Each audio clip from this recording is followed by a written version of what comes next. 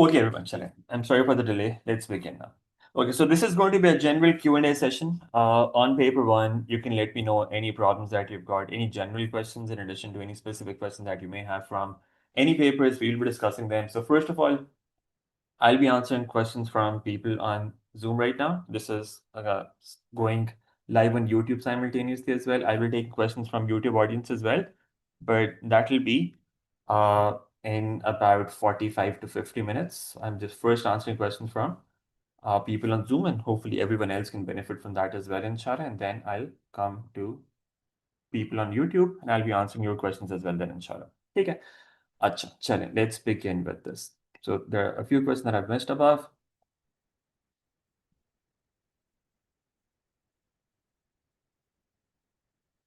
Walaikum assalam.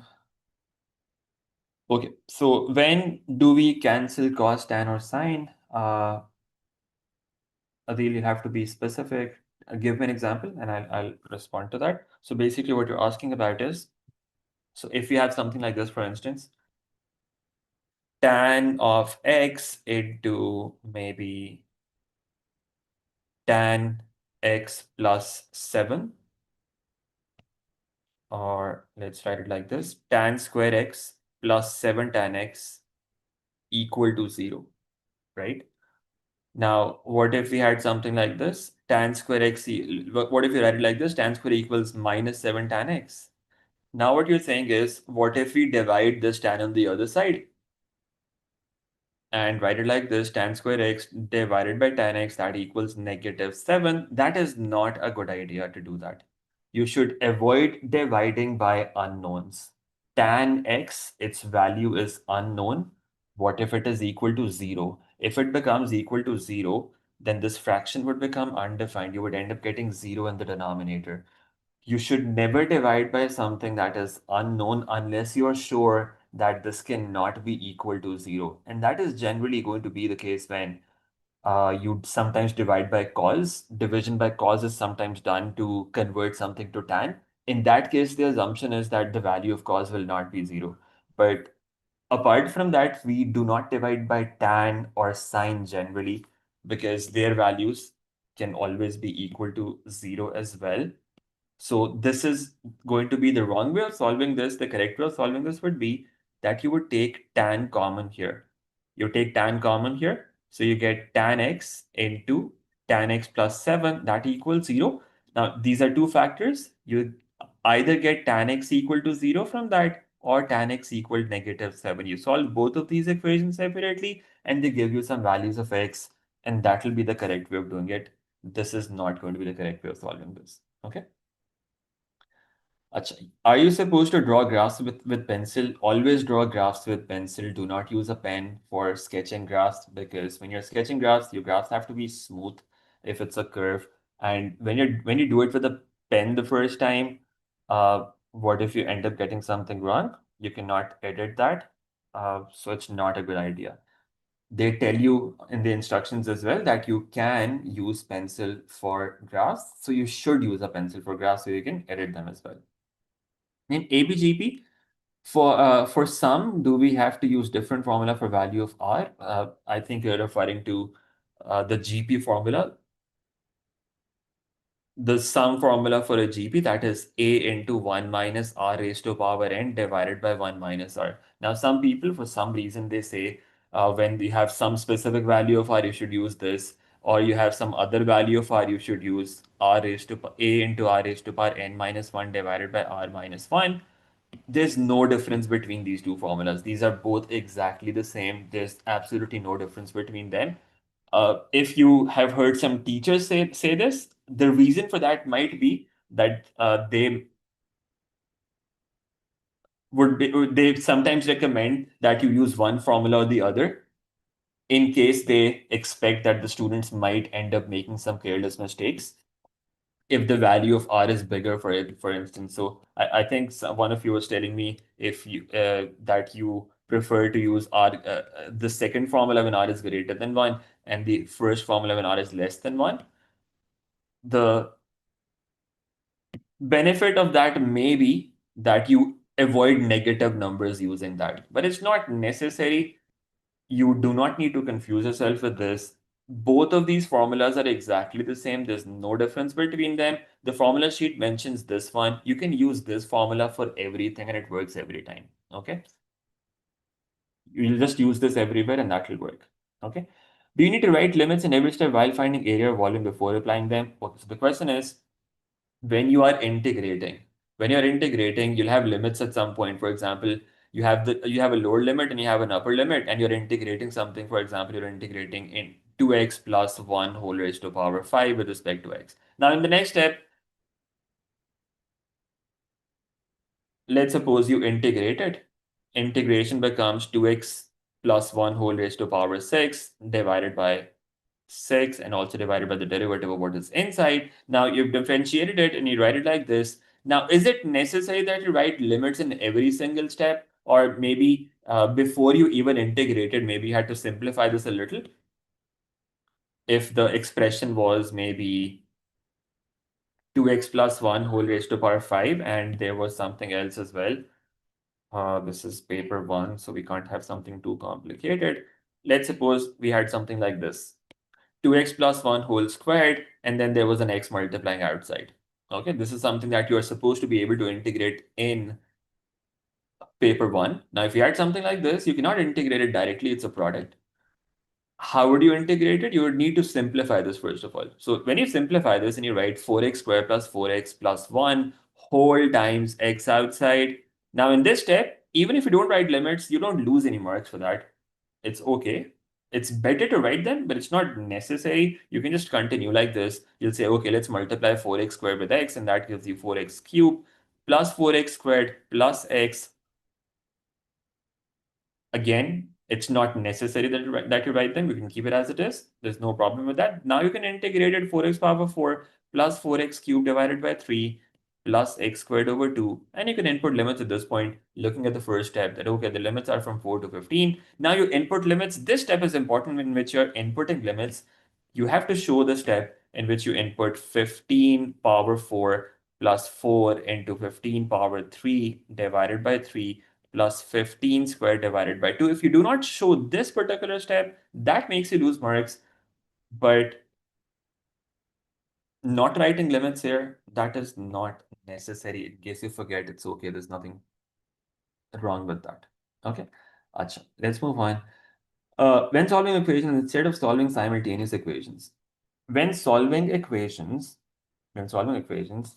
instead of solving simultaneous equations, will we get marks if we divide both equations, if it's even possible to do so and solve? Okay, so for example, if you're solving an equation like this, sine theta equal to, or let me multiply some number here. Let's say you had some other number multiplying r sine theta equal to 5, and you had r cos theta equal to 3. Now, you could solve it the normal way, in which you make r the subject from the first equation, and that gives you r equal to 5 over sine theta. And you could input this in the other equation, or you could make r the subject from the second equation as well, 3 over cos theta, and then you could equate them. That's the normal way of solving equations simultaneously. Now, another way to do this could be that you could say you have two equations. This is equation number 1. This is equation number 2. You could just divide 1 by 2. Divide equation 1 by 2. That's an alternative that you could use. It's not necessary that you do it. But if you do it, it makes things slightly more efficient. R sine theta over r cos theta. On the right side, you get 5 over 3. R and R get cancelled and you're just left with tan theta equal to 5 over 3. If you proceeded with normal substitution, you would still get the same result. There's no difference. But this is also a valid method. There's nothing wrong with it. You can do it if you want to do it. Okay. So yes, it is allowed. There's no problem with this. Do we have to write limits? Okay, I've already responded to that. In binomial expansion, if they ask for a specific x term, okay. In binomial expansion, if they ask you for a specific x term, can you use the corresponding R value directly without showing working? Some people are able to figure out in their head that if you had this general term NCR into a raised to power n minus r b raised to power r, some people without doing calculation, they could do this in your head that, okay, this should be the value of r that will give us that specific term that we want. It's okay. You can input that directly. You do not necessarily need to show working for that. However, it's a good idea to write down things rather than doing too much calculation in your head, because that will save you from careless errors. Okay. Rather than doing a lot of stuff in your head directly and then writing it down on the paper, it's a good idea to write things down. Okay. That will save you from careless errors. Even if you think you can do something mentally, still write it down. It will reduce your careless errors. Okay. If you get a 6 mark question on integration, we will come to some specific questions after this. Okay. We'll come to specific questions. We will come to specific questions. YouTube people, I'll be responding to your questions in some time. Okay. I'm answering questions on Zoom right now. I'll come to YouTube in a while, in about 40-45 minutes, inshallah. Okay? So currently you can learn from the questions that these people are asking as well. General question about error carried forward. If we get a 6 mark on integration to calculate area under the curve, and we make a mistake at the start, that is maybe the power may be incorrect, and the remaining steps are right, what's the marking criteria? Can we still score sufficient marks for such answers? Unfortunately, in A levels, they penalize for accuracy a lot, significantly. So if it's a 6 mark question and you make a mistake in the very beginning, you're very unlikely to score more than 3 marks. Okay, because in every question they have multiple answer marks. It's not that if it's a 6 mark question, you only have one answer mark at the end. They have multiple answer marks. So they have an intermediary answer somewhere, which they avoid as an answer mark. So any A mark in the marking scheme or a B mark in the marking scheme. So if you look at the marking schemes, you'll see A written, M written, B written there. A and B are both answer marks. You do not get them if you make any careless mistakes. So about half of those 6 marks are definitely gone if you end up making that mistake in the beginning. So you have to be very careful with this, with avoiding careless mistakes in the exam. Okay, that's extremely important. O levels, they were more generous. In A levels, there is not a lot of ECF available. Okay, they don't give you a lot of marks for error carried forward. If you're solving a quadratic equation using the quadratic formula, how much working do we need to show? Do we need to show all steps?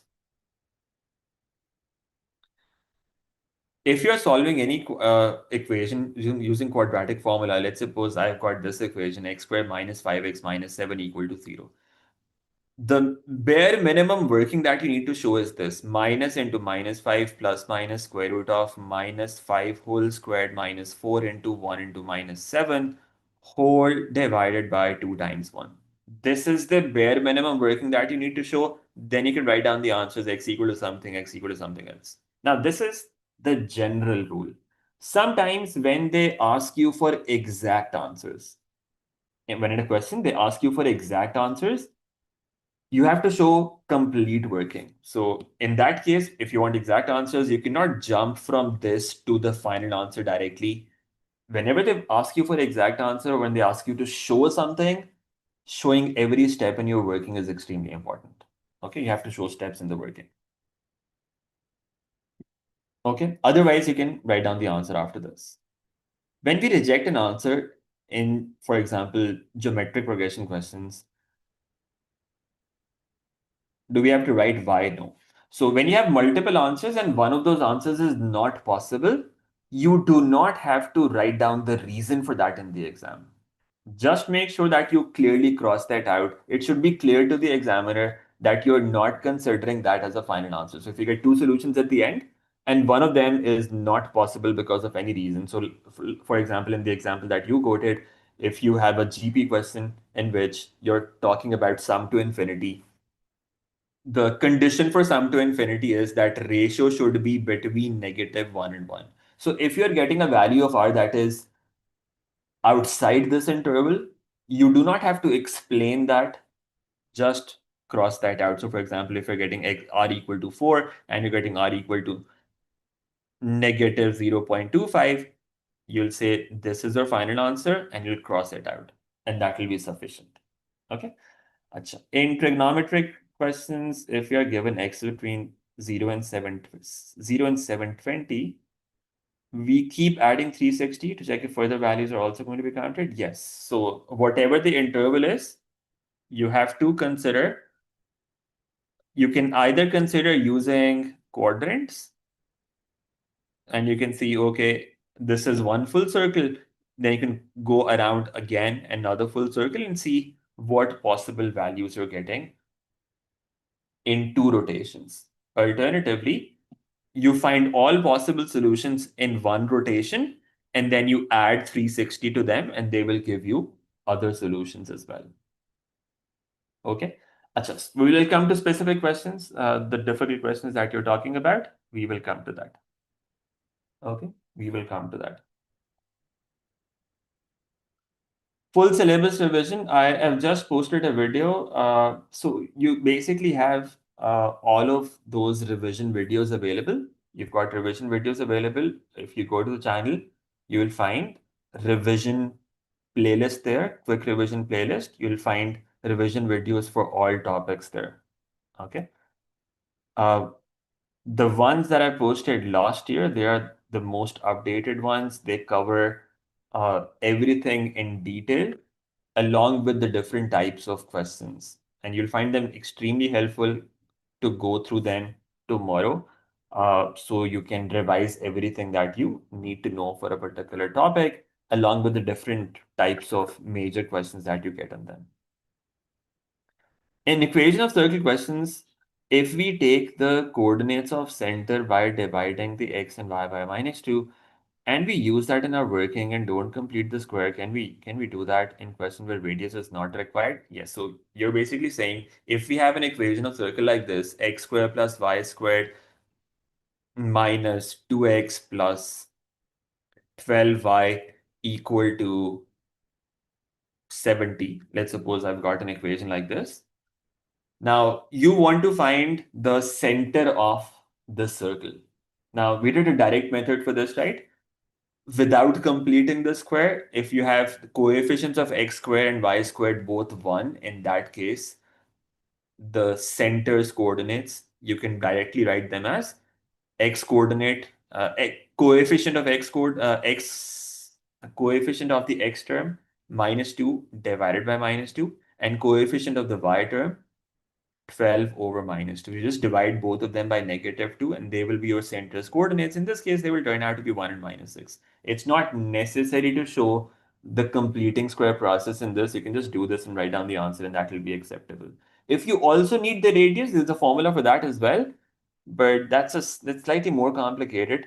If you are sure that you can remember that, you can use that. Otherwise, completing square in this case is also not that complicated. You can do that and that will give you the result. Okay. Acha.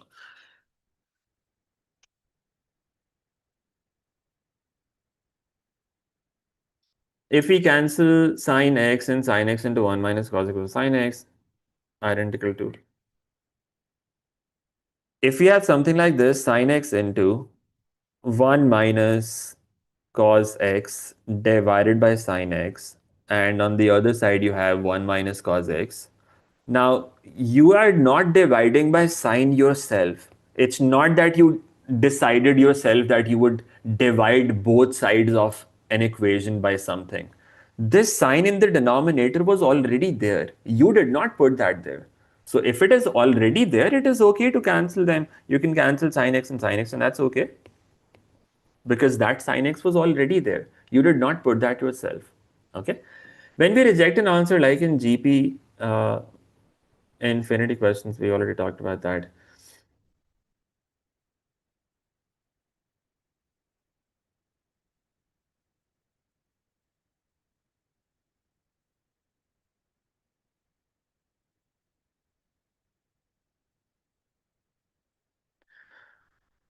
For function questions, when you are finding inverse of a quadratic function, how do we decide between plus and minus? That's a standard thing that we cover when we talk about inverse of quadratic function. So for example, let's suppose we had this quadratic function. To find inverse of a quadratic function, you need to complete the square first of all. Then you make x the subject. And then what happens in that process is you end up getting a square root. And when you take square root, you have plus minus. Now you need to decide between plus and minus. It has to be only one of the two. You can't leave it as plus minus. You'll either use a plus sign there or a minus sign there. Only one of them is going to work. Now, how do you decide that? You'll have the domain given. X is less than 1 in this case. That was the domain of the function. If x is less than 1, how can you get a value of x that is less than 1 from this? If you do 2 plus something, that will be a value that is bigger than 2. So that will not satisfy the condition. If you do 2 minus something, then 2 minus something is going to, it can give you a value that is less than 1, and that is what you want. So that is why you would use a negative sign here. It's not always going to be positive. Sometimes it's positive, sometimes it's negative. You have to figure that out using the domain of the quadratic function that you're given. Since in this case x is less than 1, that is only possible if you had a minus sign there. Based on that, you decide that you would have a negative sign with that inverse function there. Okay.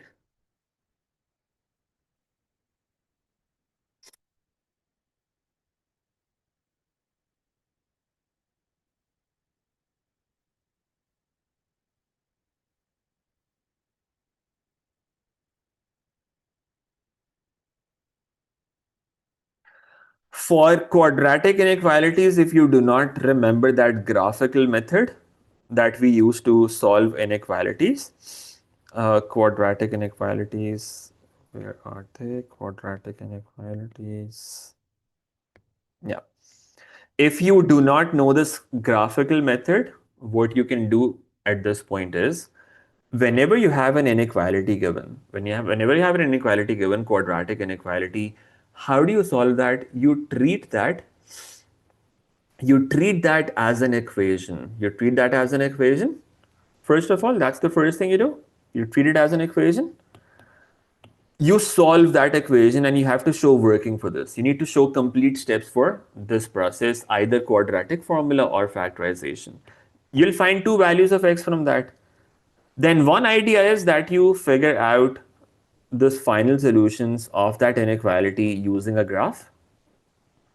Alternatively, you can use a calculator directly. So if you find the graphical method difficult, you can use your calculator menu. You have inequality function there. Which inequality is this? Greater than sign, degree 2. It's number 1 in this case. You input the coefficients -2, 7, and 4. And that gives you the solution. You can write down the final solution directly after that. You have to show this working in which you are solving that quadratic equation. Then for the final answer, you can use a calculator directly and write down the answer, and that will be acceptable. There's nothing wrong with that. Okay, so that is something that you can do now if you do not know the graphical method. Is there an alternative way of solving these questions that these are optional identities, Hana? You're not required to remember them. There's a method that we discussed for them using quadrants.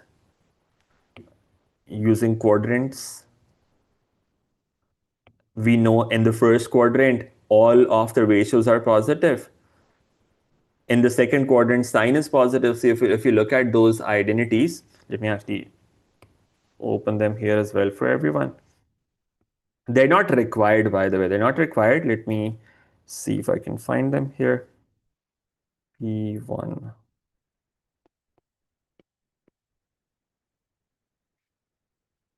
Okay. These are not required. These are not required. If you remember them, they might make things slightly quicker, but they're all coming from quadrants, basically. How are they coming from quadrants? In the first quadrant, all ratios are positive. In the second quadrant, if this is theta, let's say, the angle here would be 180 minus theta. This represents the second quadrant. Sine 180 minus theta, cos 180 minus theta, tan 180 minus theta. In the second quadrant, you see, We know sine is positive. So you see sine is positive. In this case, sine of 180 minus theta is sine theta, and the other two are negative. Sine cos of 180 minus theta is minus cos theta, and this is also minus tan theta. Then 180 plus theta, this represents the third quadrant, and you can see in the third quadrant, tan is positive and the other two are negative.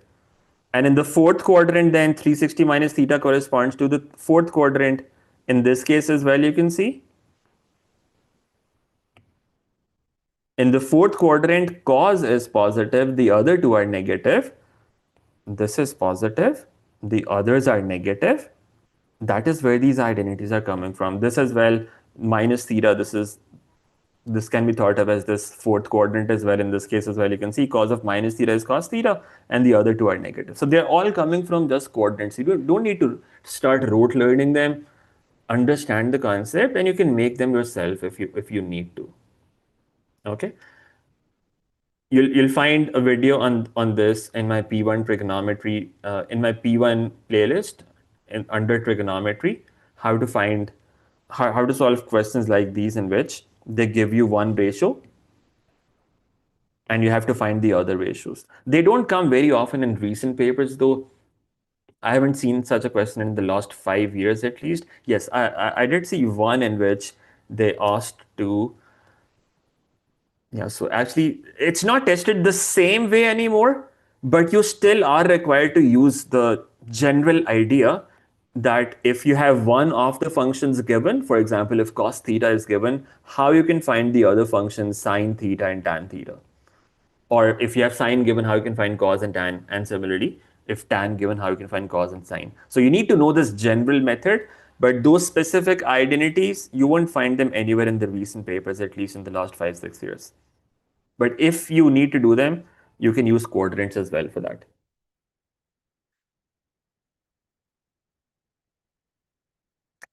Treats after your A star in A levels, inshallah.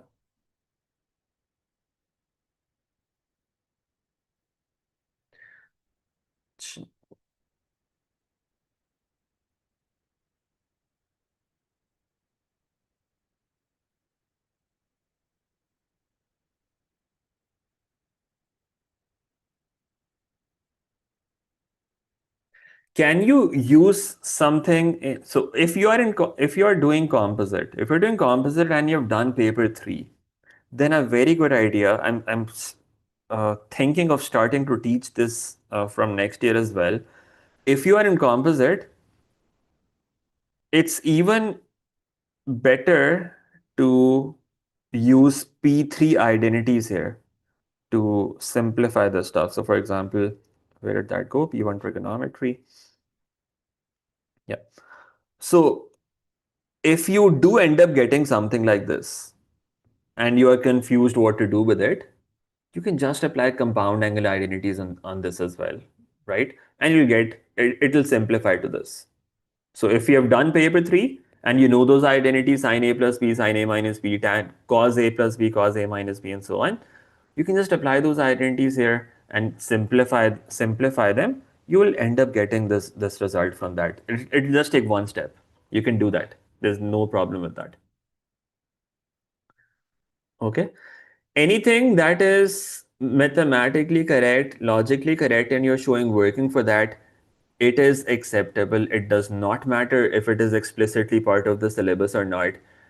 As long as what you're doing is correct, it makes sense, and you're showing working, it is acceptable. You could use any P3 method in paper 1, does not matter. You could use any further math method if you take that. In maths, there's no problem with that. As long as you're showing working, it is acceptable. Okay? And it should be a valid method, of course. It should be a valid method. Okay? Aisha, you get an A star and we'll figure something out. We can send something to you. How can you maybe revise range and domain questions?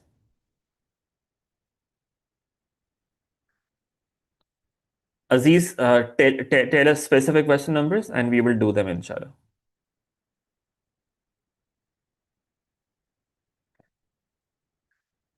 If you can use calculator and exact form questions, okay. So When can you use a calculator and when can you not use a calculator in exact form questions? Let's suppose you are given something like this. You have sine of pi over 6. Yeah, this is easy. Sine of pi over 3. If you have sine of pi over 3 somewhere. Now, you do not necessarily need to remember this value by heart, as in you can just put this on your calculator. There's nothing wrong with that. You'll just show working, as in step by step. So, for example, if you had 5 sine pi over 3 minus 4, if you were simplifying something, and you ended up with this thing, 5 sine of pi over 3 minus 4, and they want an exact answer. You are not going to write down the answer directly after this. That's the only thing that you need to be careful about. Do not put this whole thing on your calculator directly. So you'll not do something like this, 5 sine of pi divided by 3 minus 4, and that gives you some result, and you write down the final answer, minus 8 plus 5 under root 3 divided by 2. If they wanted an exact answer, this is not allowed. You cannot do this.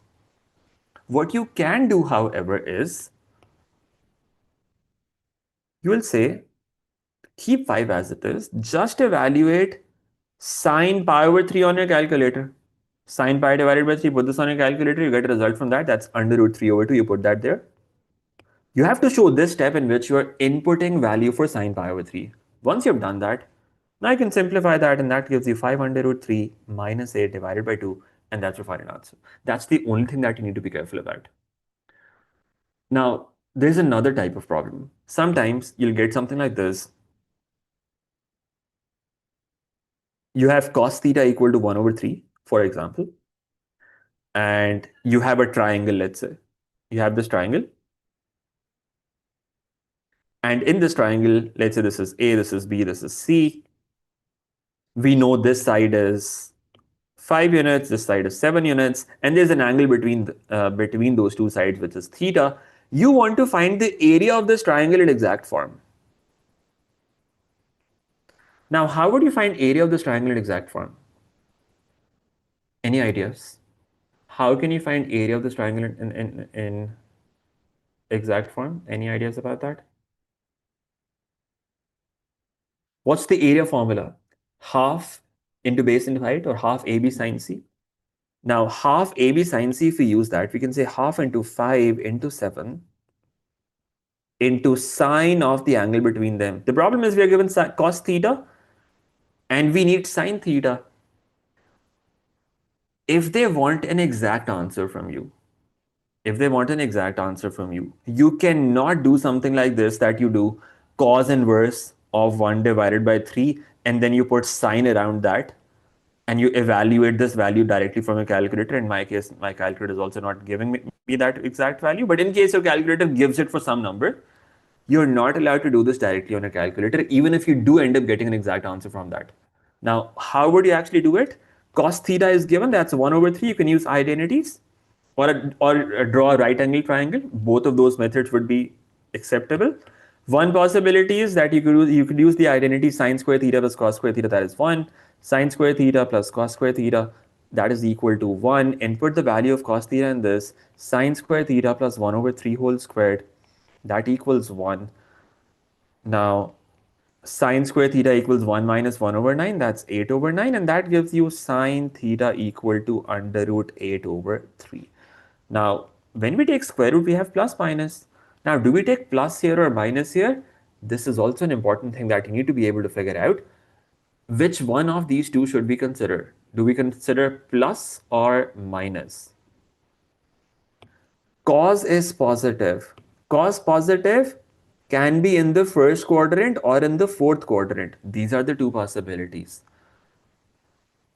Is fourth quadrant possible for a triangle? In a triangle, your angles can be maximum 180. You can't have an angle that is bigger than 180. So fourth quadrant is not possible. So the only possibility is that you are in the first quadrant. And if you are in the first quadrant, we know sine is also positive in the first quadrant. So the value of sine theta is going to turn out to be positive. Now in this case, Considering the context as well, you could say it's going to be positive because area cannot be negative. Why did I not put half there? Area equals half into 5 into 7 into sine theta. Uh, Now, in this case, context would also tell you that since area cannot be negative, it has to be a positive value, but you should be able to figure out using quadrants as well, which one of plus minus we should take. That's the value of sine theta that we get. Input that here, and then that will give you the final result. Sine theta is under root 8 over 3. Simplify this, you'll get the result. Okay. Alternatively, you could use a right angle triangle as well, and you could say, let's suppose this is base, this is hypotenuse. The ratio of base and hypotenuse is 1 to 3. Find perpendicular from that. Perpendicular would be 3 squared minus 1 squared, which turns out to be square root of 8. And then you can write down the value of sine theta perpendicular, which is square root of 8, divided by the hypotenuse, which is 3. That's an alternative method. So we have done this using both methods. You can do any of them. Okay. Can we write negatives on sine answers directly as well? So for example, if you have sine of 300, can we directly write it as minus under root 3 over 2? Yes, you can do that. There's nothing wrong with that. A lot of people can do this mentally. So the examiner will understand that you've just done it directly, and that's okay. There's nothing wrong with that. You can do this. Okay. Acha. Now, in this session, I will not be able to cover concepts like that because you've got videos available for that, right? So if you're talking about domain and range of functions, composite functions and inverse functions, all of that is covered. If you look at the P1 playlist, that is already covered. So it will be, I think, not very efficient to do that right now because most people in this class would already know that. So it will not be the best use of our time. So you have that available. You have that available. If you look at the playlist, P1 playlist, you'll find separate videos for this domain and range of composite functions. What happens in case of inverse functions? So you should go through them. Okay.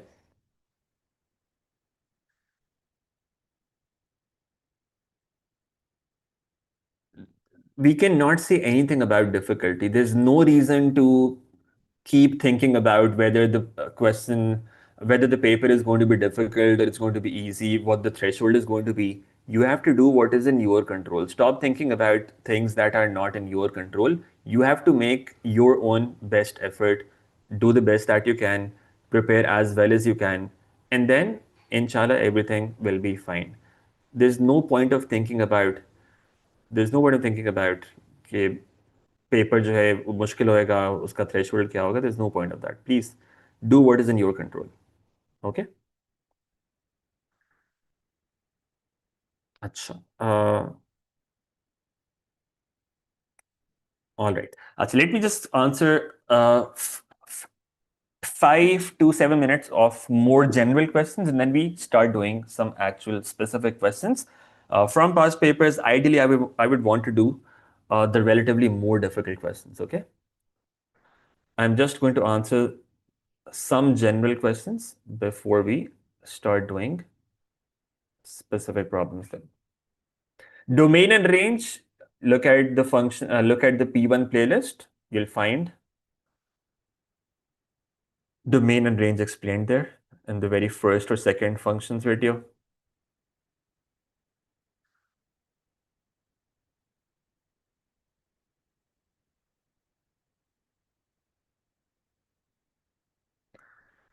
You're doing a lot of past papers and your score is not crossing 60. What should you do? Do not just randomly keep attempting more papers. It's quality that matters more than quantity. So, whatever is the number of papers that you attempt, that is also important. The more practice you do, the better it is. However, don't just blindly keep attempting papers without improving.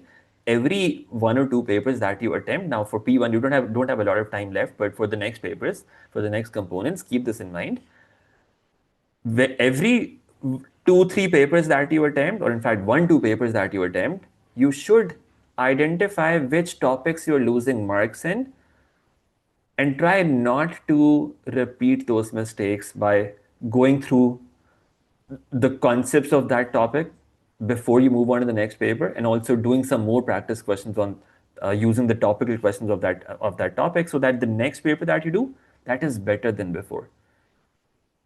If you keep repeating the same mistakes for every paper that you're doing, then there's no point of practicing like that. You should be improving gradually. If you're not improving gradually, you're doing it wrong. You have to first stop, identify what questions you're losing marks in, revise them, and then move on after that. Okay. Acha.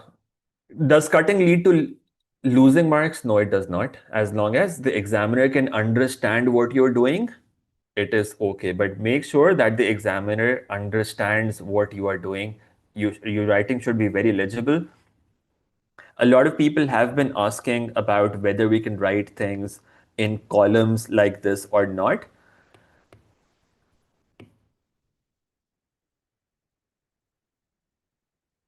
If you write it very clearly, if you write it very clearly, what the order is, then it is okay.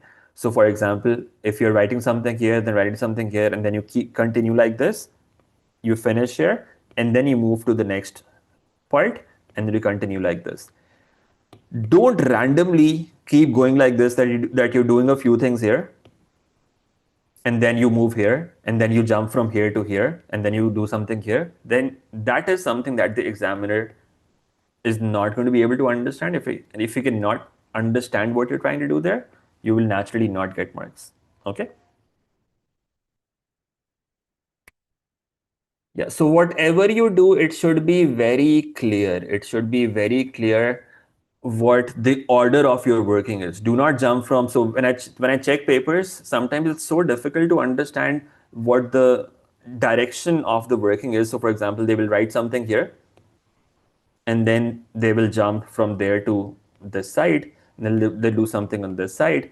Now, if that happens and the examiner cannot understand, remember, examiner is getting paid to check a certain number of papers. So he or she probably gets, a fixed amount for every paper that they're checking. Now, if they end up taking, if your paper ends up taking too much time to check, they're not going to be very happy about it, right?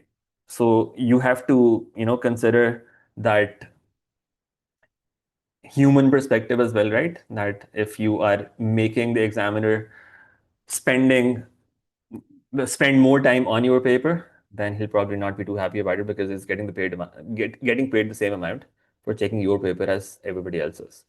So try to make the job of the examiner easier. Okay.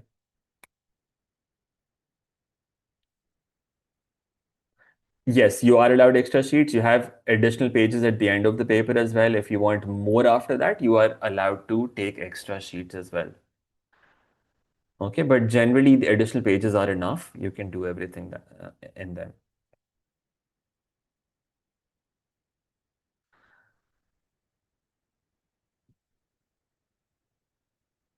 You should, it's a good idea to put a box around your final answer, or show some indication of what your final answer is, so that the examiner can easily see that. Okay. Your dream is to become an examiner. They don't get paid a lot, Musa. So maybe no.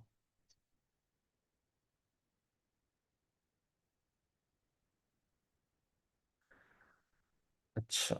All right.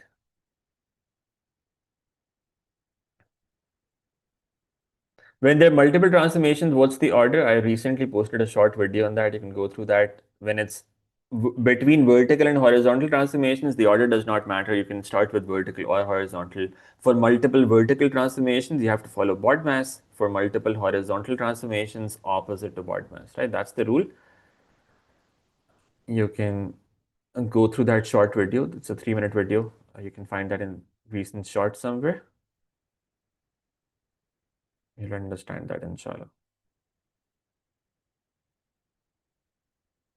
For translation, you do not have to describe in words that you're moving right or left in the X direction or Y direction. For describing translations, you just have to write translation. and then write down the vector. This is all that you've got to do. Okay? Translation and then vector. If you do not write vector and describe in words, you will not get marks for that. They used to allow that until a couple of years back, but they do not allow that anymore. Okay? What time do I recommend you to wake up?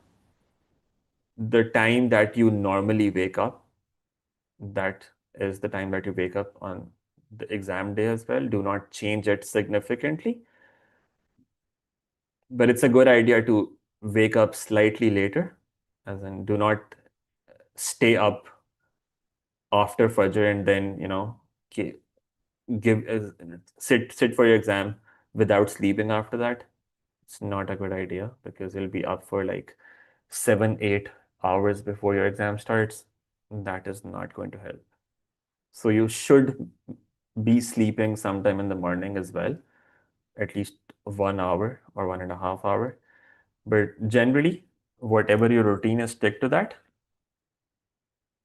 Don't change it too much.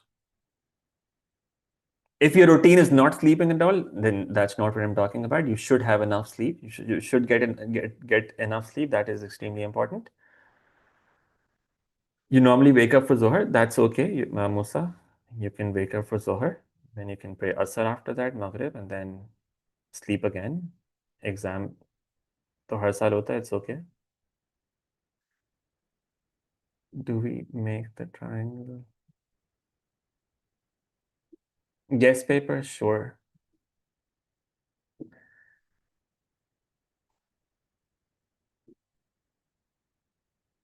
Composite functions, domain range. Again, you can see the videos for that. Chale.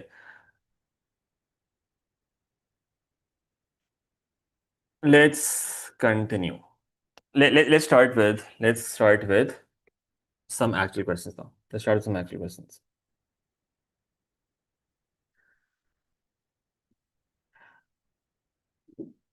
Okay, so those of you who asked some questions earlier, can you please post them again? So we'll start doing some actual questions now.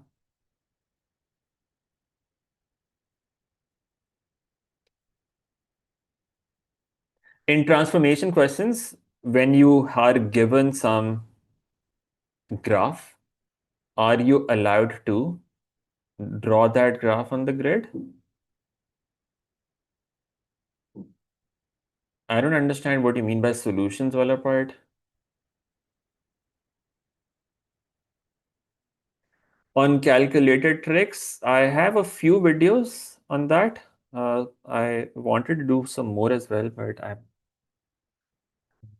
haven't really got a lot of time for that.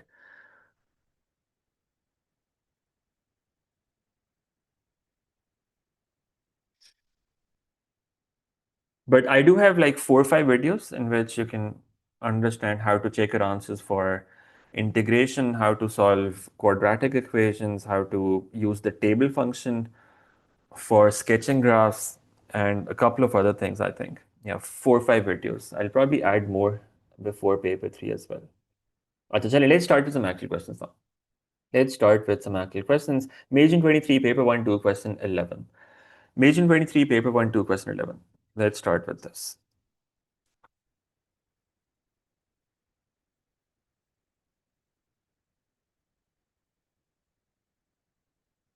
Major 23,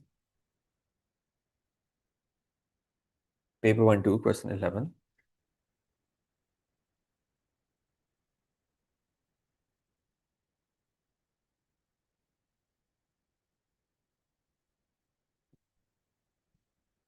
Part C. Okay, so you're okay with the first 2 parts?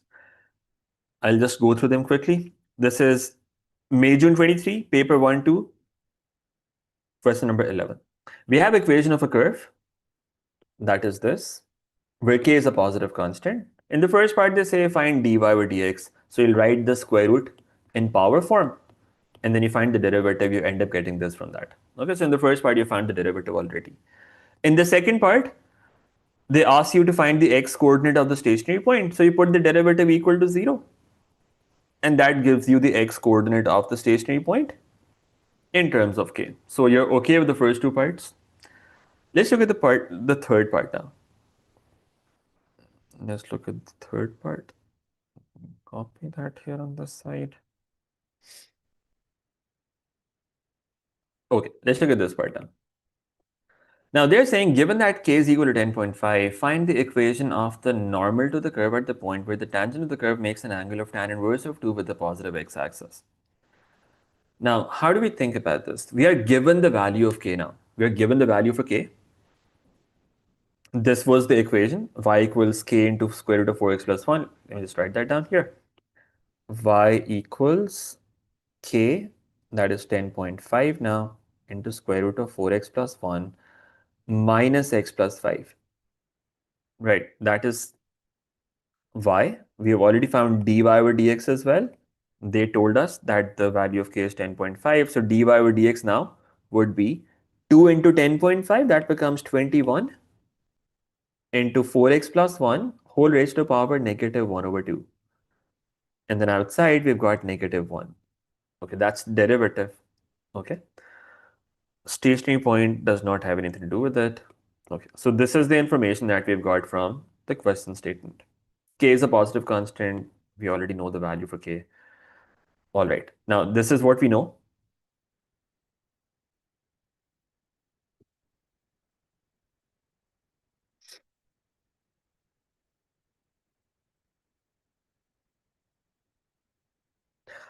Find the equation of the normal to the curve. Find the equation of the normal to the curve at the point where the tangent makes an angle of tan inverse of 2 with the positive x-axis. Let's suppose we've got this x-axis.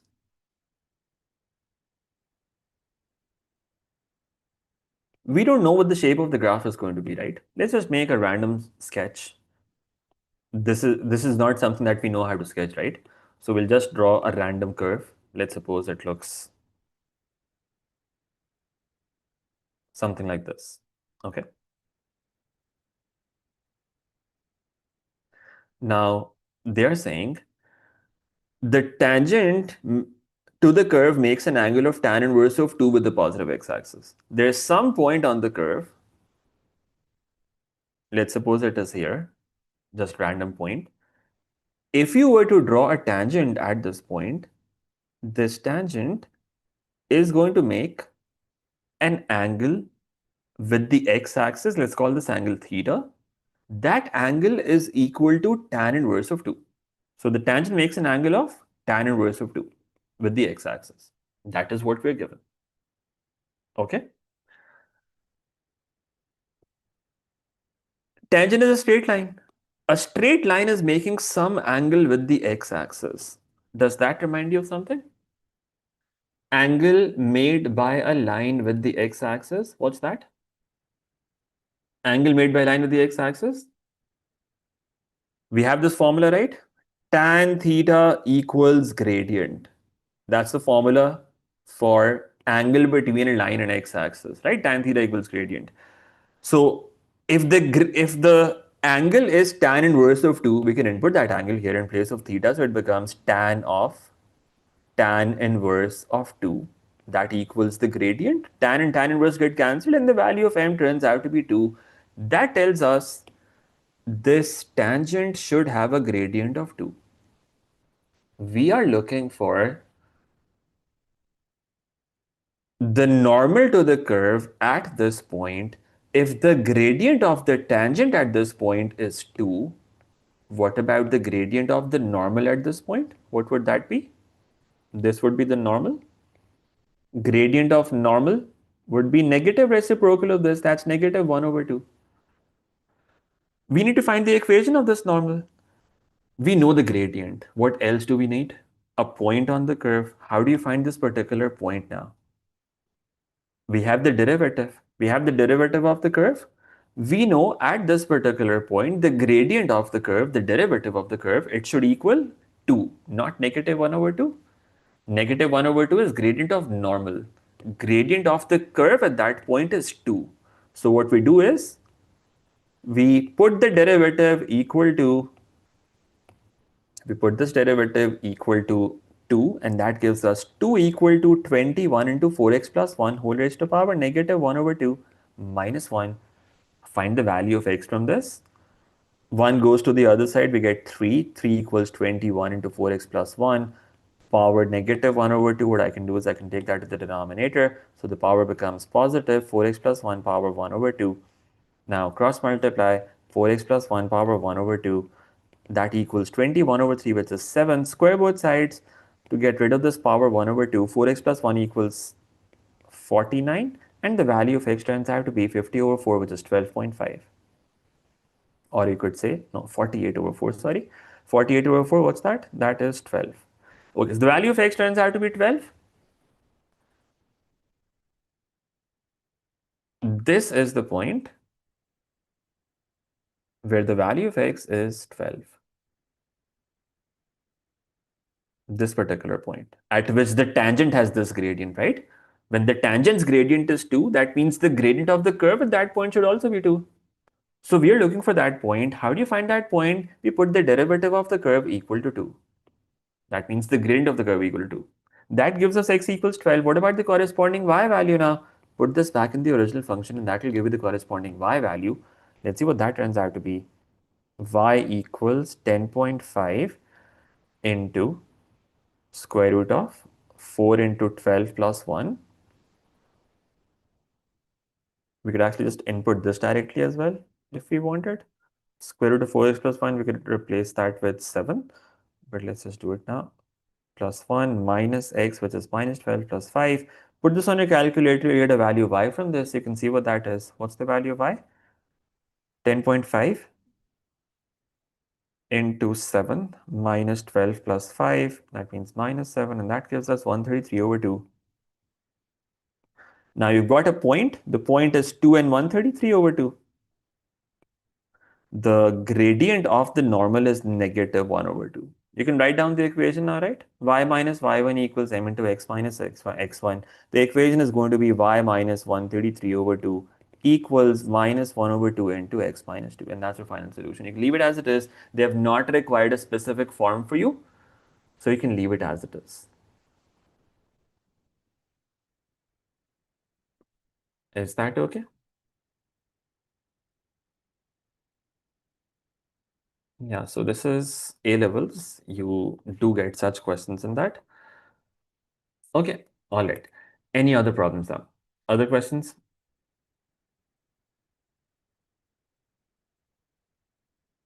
You should definitely use pencil for graphs. Definitely use pencil for graphs. Do not draw graphs with a pen.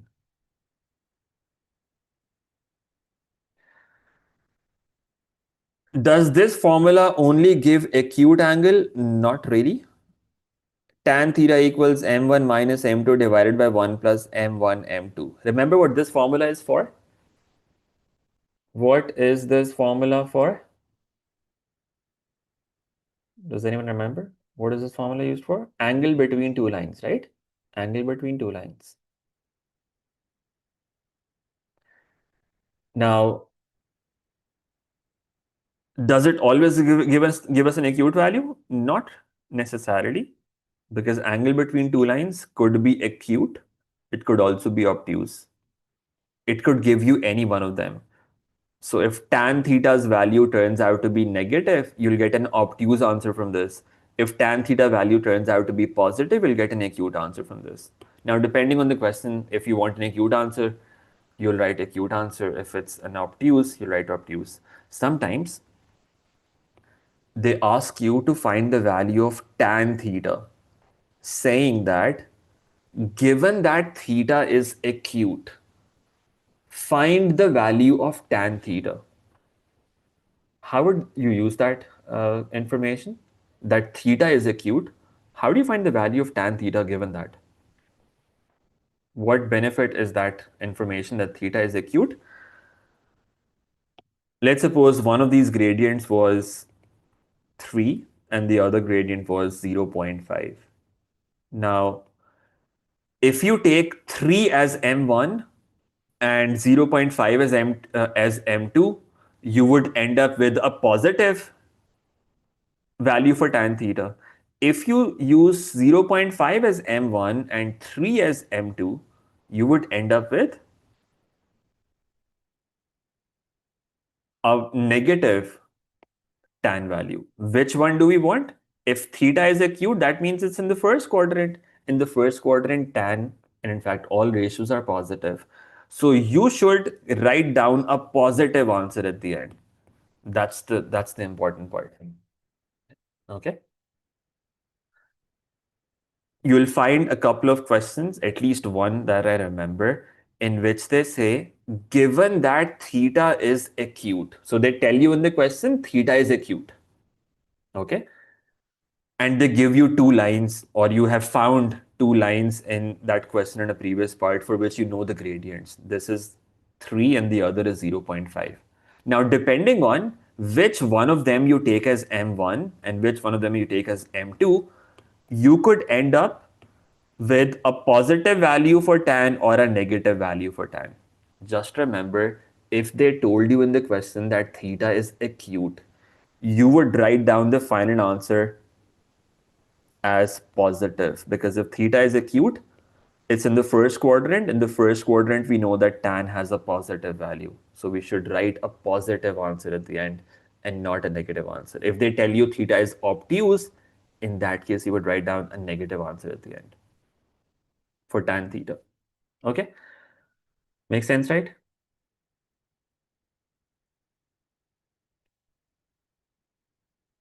Yes, Saad.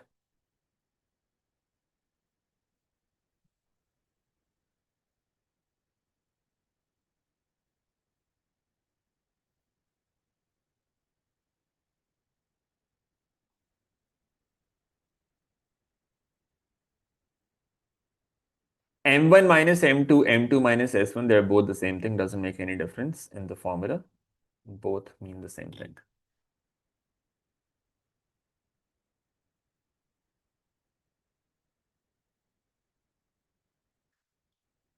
How to know if angle is obtuse or acute? Angle between lines could be acute, it could be obtuse. If they don't tell you which one you should write as the final answer, you can write any of them.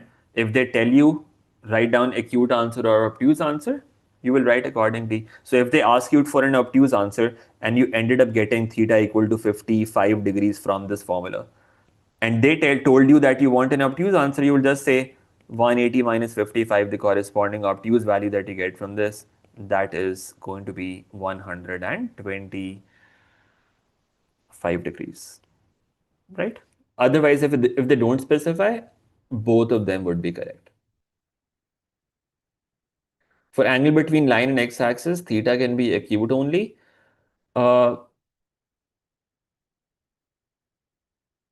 it could be both acute or obtuse in that case as well. So if the gradient was negative, the formula is going to give you an obtuse answer. But again, it doesn't matter. It depends on what you want. So if this is x-axis and the line is like this, now if the gradient of this line is -2, if you use the formula tan theta equals -2, the value of theta you would get would be obtuse.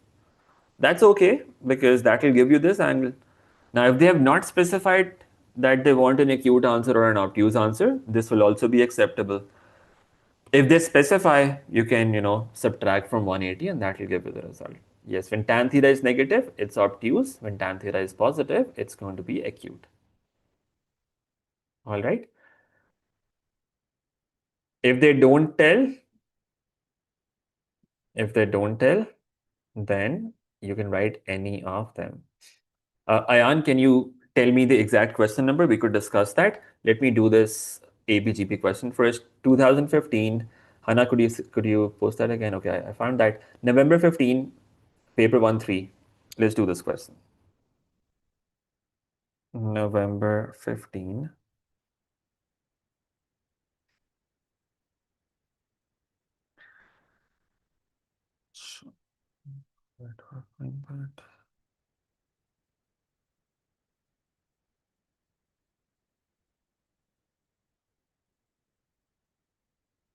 Paper 1-3.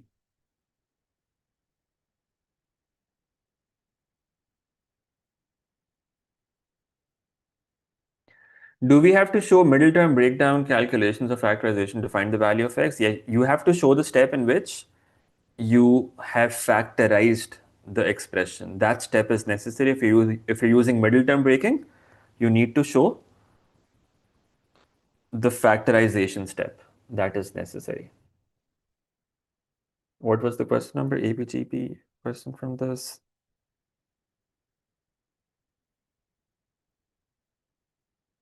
You mean the question number 6? Okay. Chale, let's have a look at this. Question number 6 from this paper.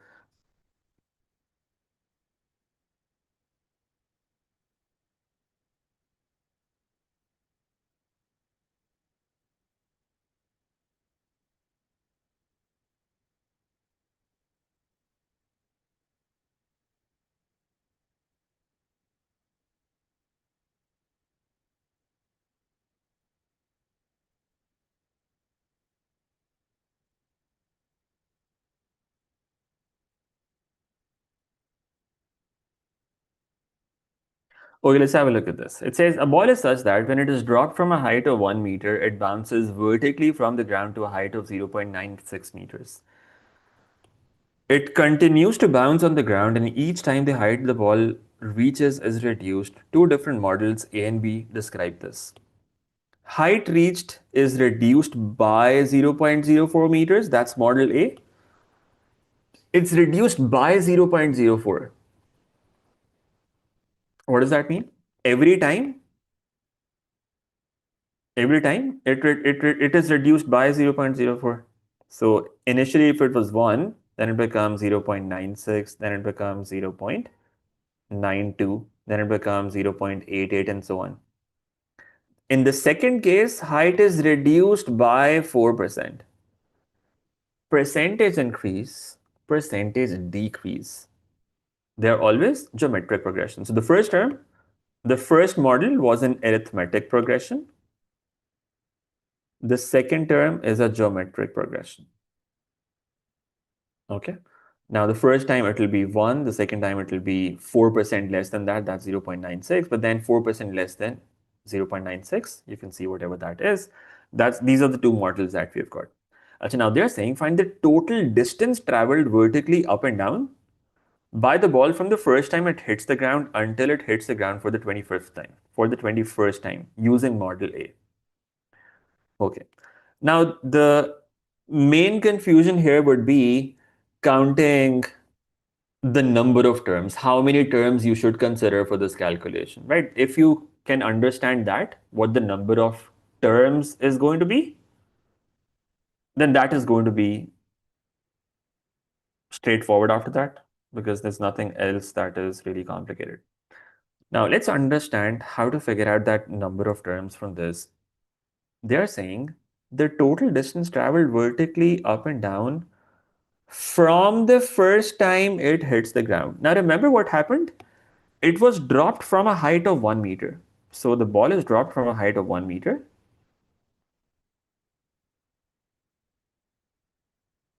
This distance is 1 meter. It goes down. Now, if you're using model A, the next time, what is the height going to be? Let's represent it on the side here. The next time it bounces, it is going to bounce 0.96 meters. So let's say it goes like this. It goes upwards and then goes downwards. This was the first bounce. Now, this will be the second bounce. Okay, let me actually represent it like this on the side so it doesn't become very confusing. Okay, this was the first bounce. Then second time it reduces a little. This height second time would be 0.96 meters.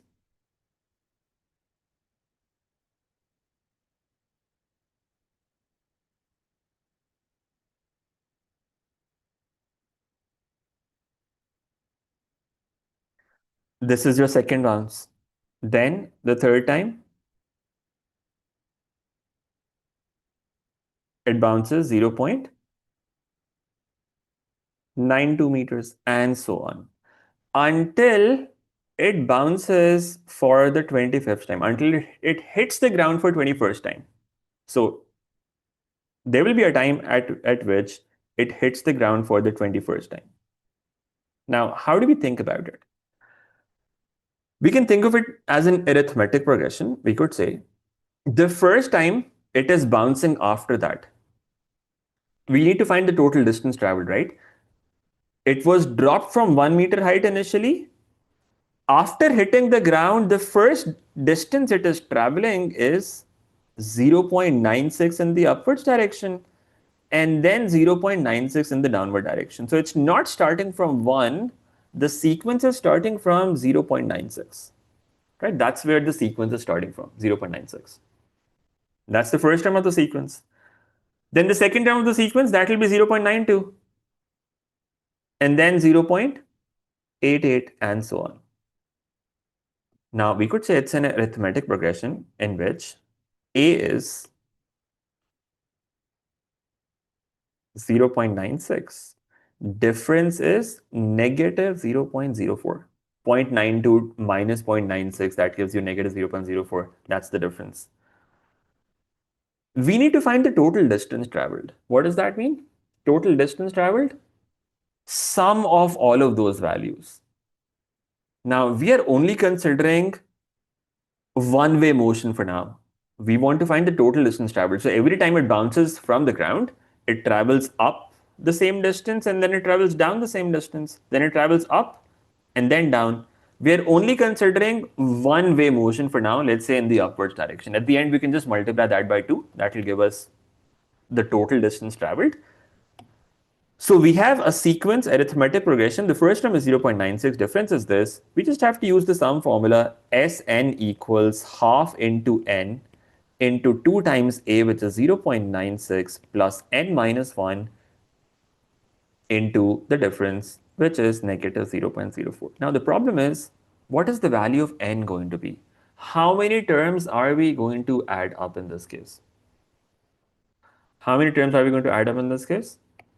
We are not considering 1 meter because it told us you are starting to measure distance from the time it first hit the ground. So the first time it hit the ground, it was dropped from 1 meter. Then we are starting to count distance after that. Okay, so after the first bounce, it goes 0.96 meters in the upwards direction, then 0.96 meters in the downward direction after that.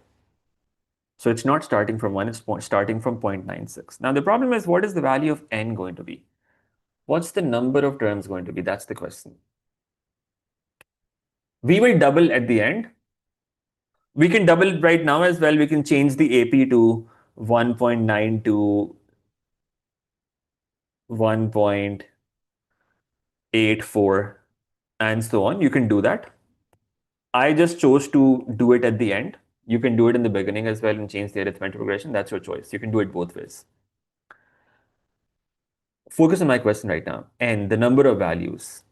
We want to go up to the 21st time it hit the ground. How many values are we going to consider? The value for n. What is that going to be? Is n going to be 21? Is it going to be 20? Some other number? If you are confused about this, you can check using a smaller number of values. And that's a very good method to understand problems like these. Let's suppose we consider from the time it first hits the ground and then until the time it hits the ground for the 4th time. How many terms do we have in between them? After first time it bounces, it goes up to 0.96, then it bounces the second time. It goes up 0.92 meters, then it bounces the third time. Then it goes up 0.88 meters, then it bounces the 4th time, and that's it. How many times has it gone up in between these two numbers, first and fourth? How many times has it gone up? 0.96, 0.92, 0.88, 3 times. So from first to fourth, It has gone up it has gone up 3 times. Now, how do we get 3? 4 minus 1. So in this case as well, we could just do 21 minus 1. And that means the value of n here should be 20. So half into 20 and then 20 minus 1 here. You can see what result you get from this. Whatever number you get, you just multiply that by 2 because we just found the distance traveled in the upwards direction. Multiply that by 2, that will give you the total distance traveled in the upwards and downwards directions together. Okay? You can see what this turns out to be.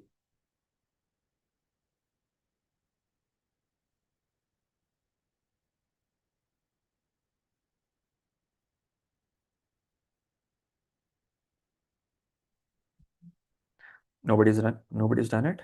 10 into 2.2 and 2.96, that will be 1.92 plus 19 into negative 0.04. And that will give us something that's 58 over 5, 11.6. You multiply this number by 2. And that will give you the total distance traveled, which is 23.2. That's the total distance traveled in this case. You'll do exactly the same thing in the other case as well. 20 because the first is not included, yes. First bounce. What happened before the first bounce? That is not included. We're only considering what happens between the bounces. So between the first and second bounce, between second and third, between third and fourth. So between those numbers, we've got 20 values. Between 1 and 21, we've got 20 values. Otherwise, if you remember, generally when you are considering values between two numbers and both of them are inclusive, we do something like this: 21 minus 1 plus 1 as well. But we don't do that here. In this case, we don't do that. Okay, because we're starting counting after the first ones. Okay, this is 23.2. Now, what about the second part now? It's exactly the same thing. It's just that it's a GP now. So now you have a geometric progression. We know the first term of that GP is 0.96. What about ratio? It's reduced by 4% every time. What is the ratio going to be? If you go from 100% minus 4%, that gives you 96%. 96% in decimals, that is 0.96. So the ratio is going to be 0.96. You do exactly the same thing here. Find sum of 20 terms. 0.96 into 1 minus 0.96 raised to power 20 divided by 1 minus 0.96. You'll get a result from this. Whatever you get, you multiply that by 2 and you'll get the final answer from that. Okay? Makes sense to everyone? You've done topicals for all topics, still getting around 38 to 40 in papers. You have to identify what questions you're getting wrong, and rather than doing more yearly papers now, focus on the concepts. Focus on the concepts and try to improve the concepts, because if you're getting a score of 40 out of 75, that's not just lack of practice, that means there's some major conceptual issues. So in the remaining time that you've got, try to analyze what questions you're losing marks in, and maybe try to go through those concepts quickly and then try some more then do some more practice in those specific concepts. At 40, it's not a good idea to keep doing more yearly papers. Stick to topical practice for now. Do not do yearly papers. अभी तैयारी शुरू करें तो distinction आ सकती है, बिल्कुल आ सकती है इंशाल्लाह। 2026 में मुश्किल होगी, 7, 8, 9 में ट्राई कर सकते हैं। 26.7838। मोहित, बच्चे आप जितना टाइम जो है बातों में वेस्ट कर रहे हैं ग्रुप पे और यहाँ पे, इसको कुछ थोड़ा बेहतर यूटिलाइज कर लें। You just have 1.5 day to go. थोड़ी मेहनत करें। Do not waste this time.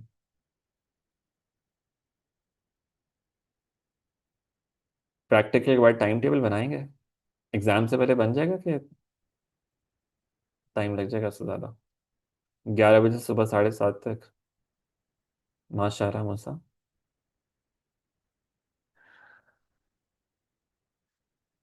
बिल्कुल टॉप एंड वर्ल्ड भी आ सकता है अहमद, बिल्कुल आ सकता है। 2027 में, 2028 में भी।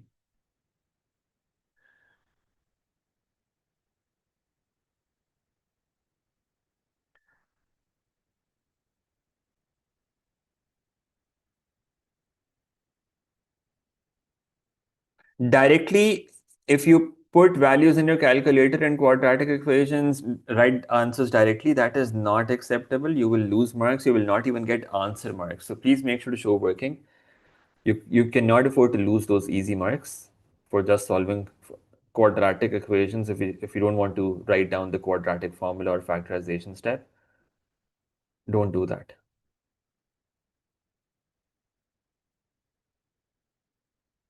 Inshallah, inshallah. So last part. Okay, let's do the last part now. So this was 1B. Now they're saying show that under model B, even if there's no limit to the number of times the ball bounces,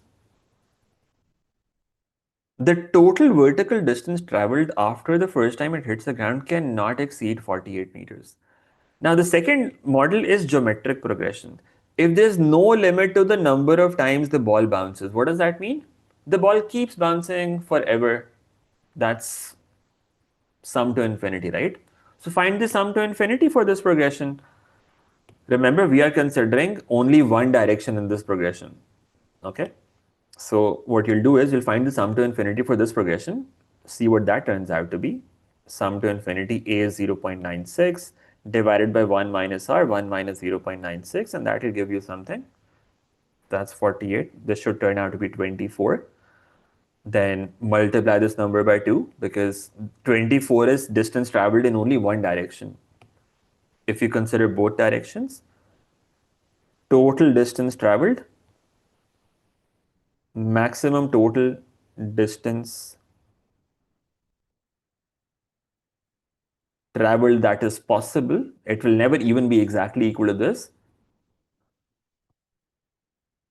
but the maximum possible number could be something that approaches 48. It can never be greater than that. Cannot be greater than that. That's what we had to prove. So you just have to show that the sum to infinity for this turns out to be 48. Because if the sum to infinity is 48, that means you can never exceed that number. Is that all right?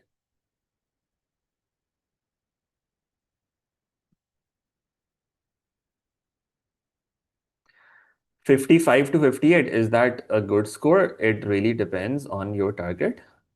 If you're aiming for an A, that's not a good score. B maybe at that score. If you're aiming for an A, you have to get a much higher number than that because you also need margin for P3 later on.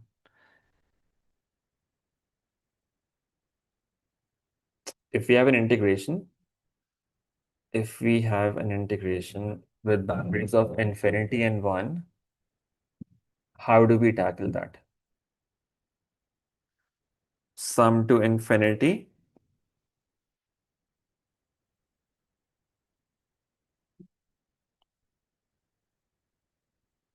When you have infinity as one of the limits, you just deal with it like you normally deal with any integration in general. You just do normal integration. Once you've done that integration, you input limits as you normally do. You input infinity, you input 2, subtract those two numbers. Now, when you have a constant divided by infinity, a constant divided by infinity, what does that become? So just give me a second. Be back.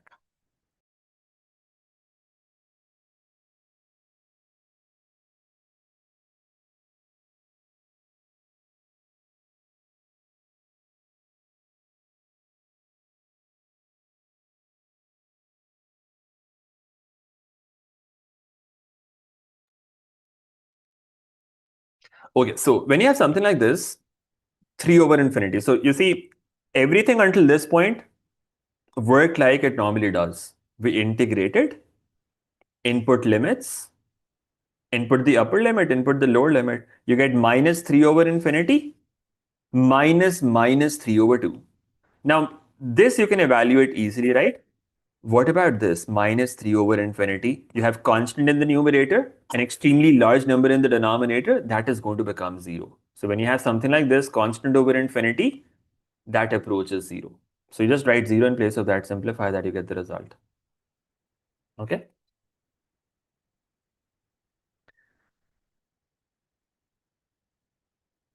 If a number gets divided by 0, it is technically undefined. Yeah, it is undefined. Where would you need that in A levels? In range questions? Is that what you're asking about?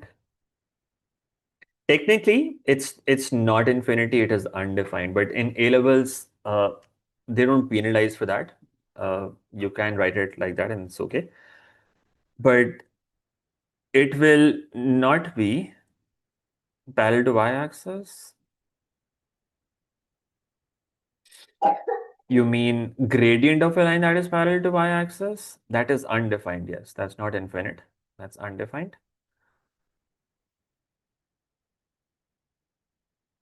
Yeah, that is undefined.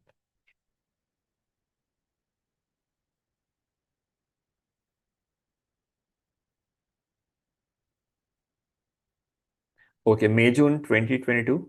Okay, let me have a look at that. 65 is definitely an A.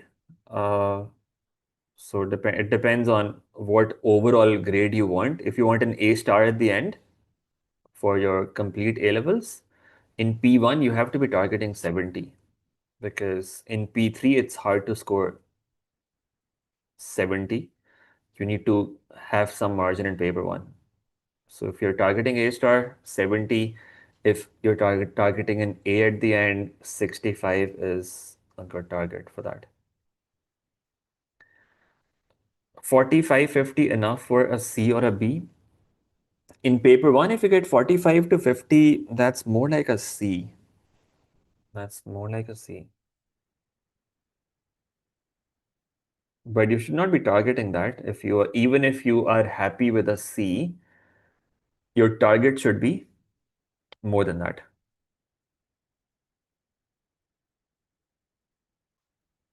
In factorization, this is the least amount of working that you need to show.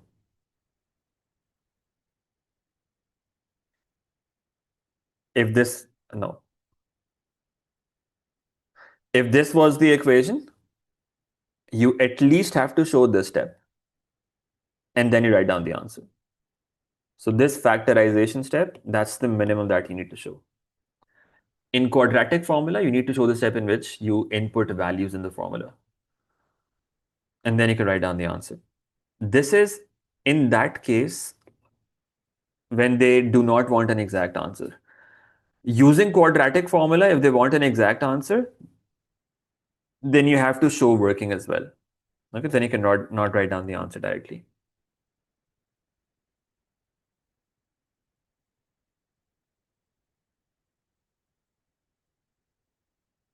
'61 to '66, that is good for an A.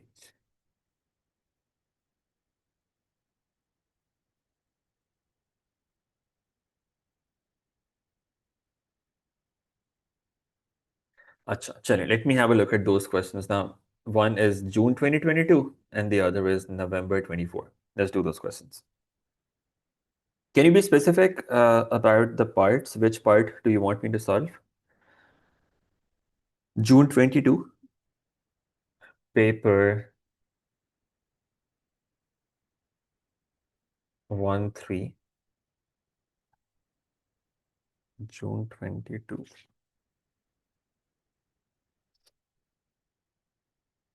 Paper 1-3.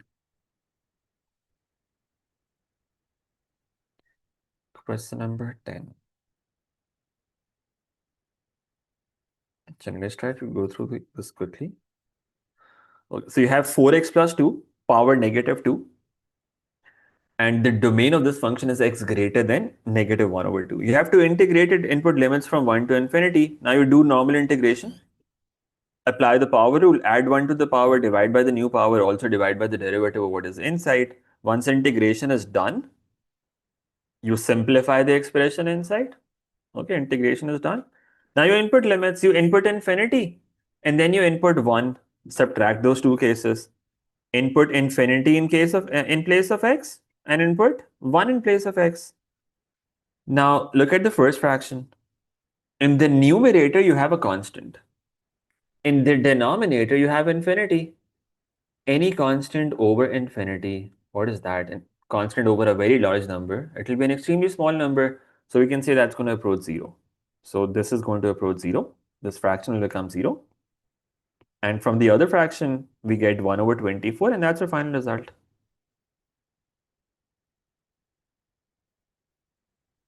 Is that okay?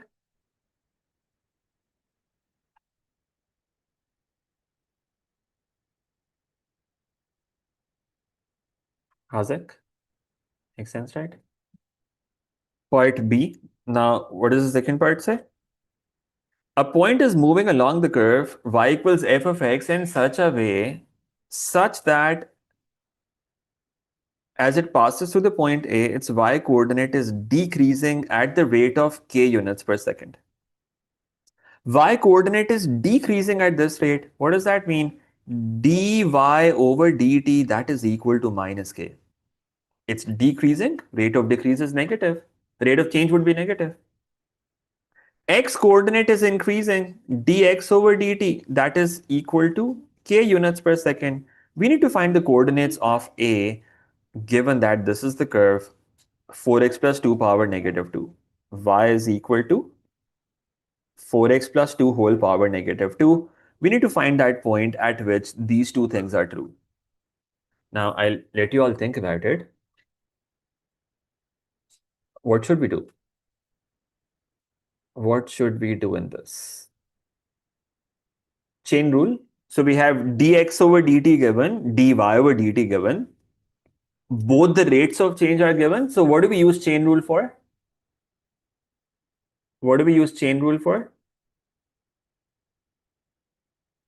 Dy over dx. So we find dy over dx using chain rule.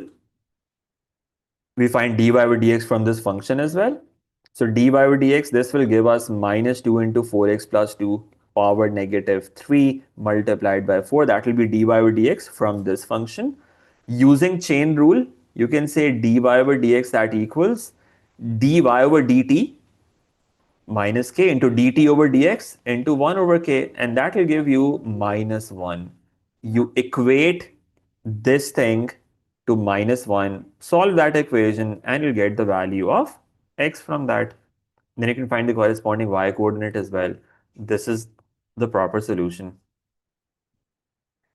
You have the function, you find the derivative. This is what the derivative turns out to be. You were given dy over dt, dx over dt. Use chain rule to find dy over dx, which turns out to be negative 1. Now, negative 1 should equal this. Make an equation. You get the value of x from that. Put that value of x back in the function to get the corresponding y coordinate. And that's it. That's the point that you were looking for. Okay. What if we had x in the numerator and denominator and had to put infinity as a limit? Would it still be equal to 0? No. Now, that's a good question. Sometimes what you can end up with is something like this. Let's say you have 3x plus 1 divided by 3x minus 1, or maybe 3x minus 1 divided by 3x plus 1.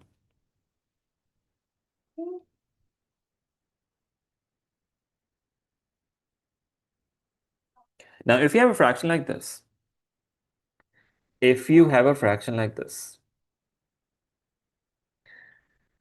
and you end up getting that x becomes infinity. Any idea about this? What happens if you input x equal to infinity in this? You will have infinity in the numerator, you'll have infinity in the denominator. Both of them will be infinity. The answer will be 1, undefined.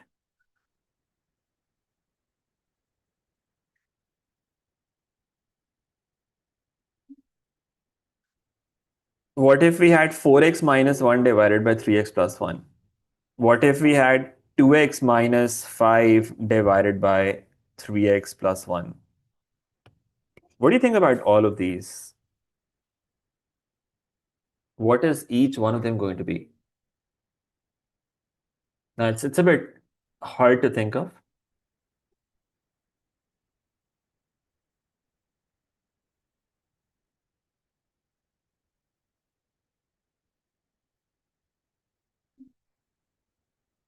So all of them are undefined. Are you saying all of them are undefined? Approaching 1, all of them approach 1? All of them approach 1?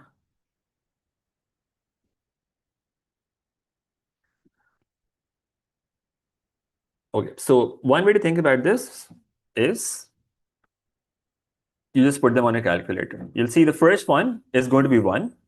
How would you do that? On your calculator, input that expression,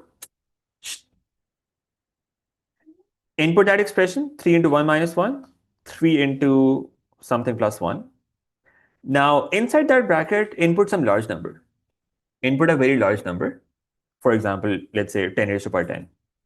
Okay, and the denominator as well, input that same number, 10 raised to the power 10. Now, what do you get from that? 0.99999, and that tells you this is approaching 1. Right? If you increase that number, you'll see it will actually become equal to 1 on your calculator because it'll be so close to 1, calculator is going to round it off to 1. So you get 1 in this case. In the second case, however, the infinity in the numerator is bigger than the infinity in the denominator.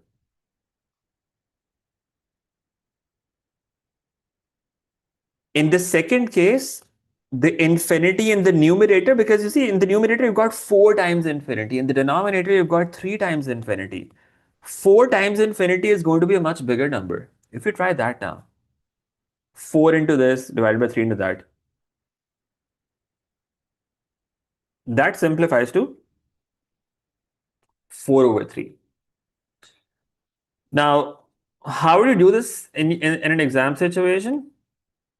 When they give you something like this, what they do is they will make you prove that this fraction can be written in other way as well. Okay, so you'll find a couple of questions like this in the past papers. So for example, if you look at the first case, in this case, they will first make you prove that this expression can also be written as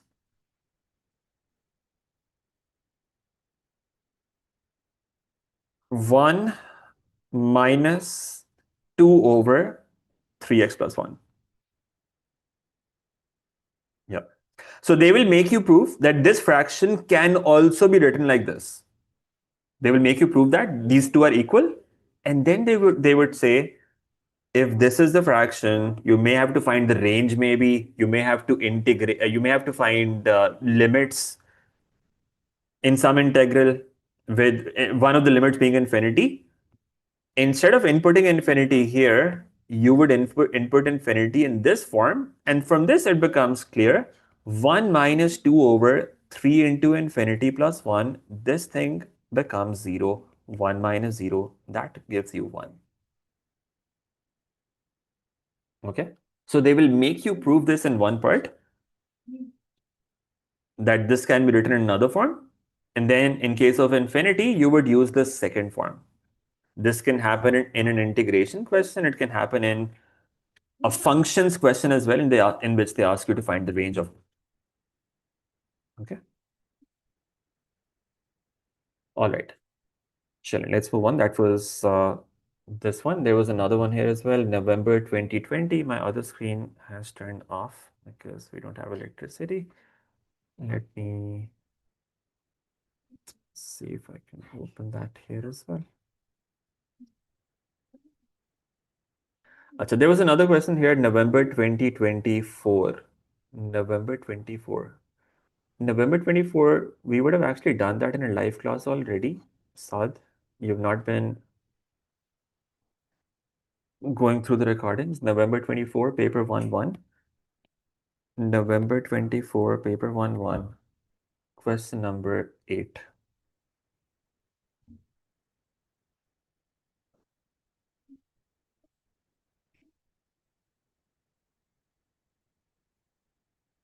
Okay, yes, what about this? You are given angle beta is, let me copy this on the side. Ibrahim बेटा please आराम से बैठ जाओ, शाबाश, शोर नहीं करना अभी.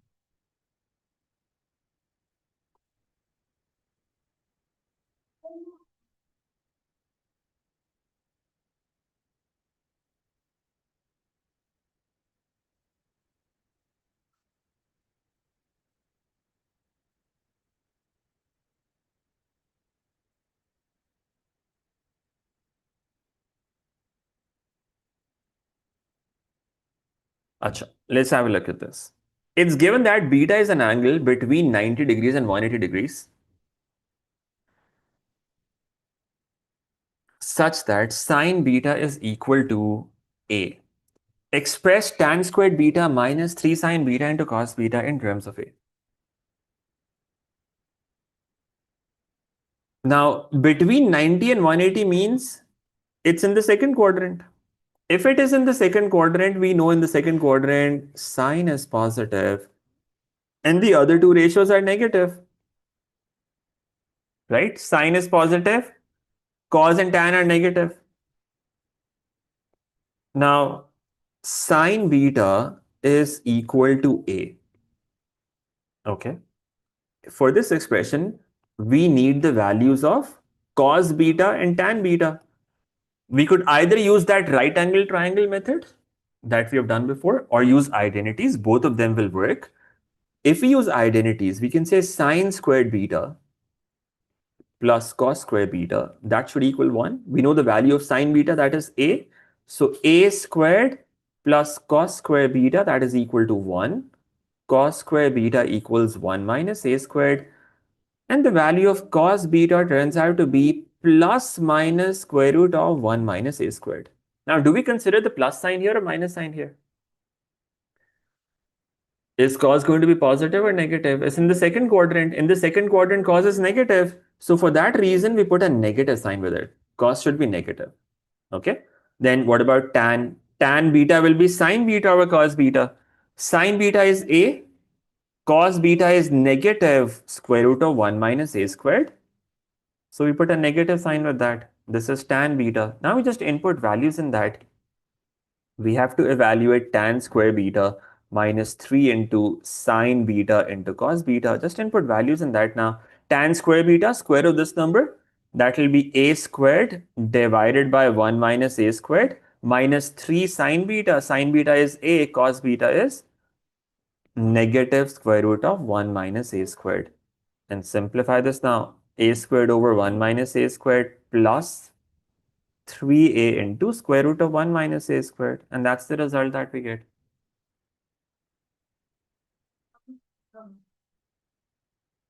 Is that okay? ठीक है. अच्छा. Any other problems?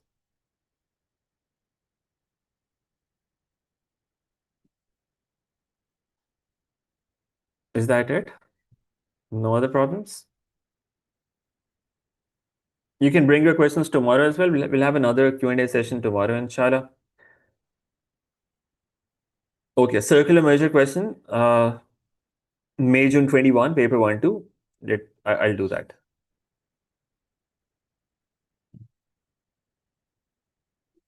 Okay, I'll do that. I've just seen that.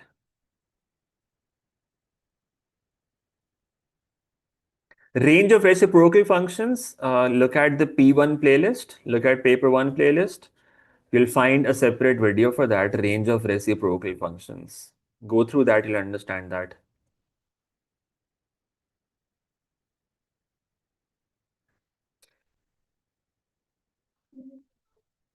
Okay, circular measure. I'll just do that.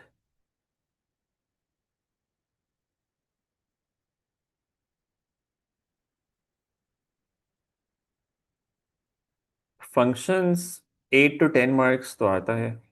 Functions का question.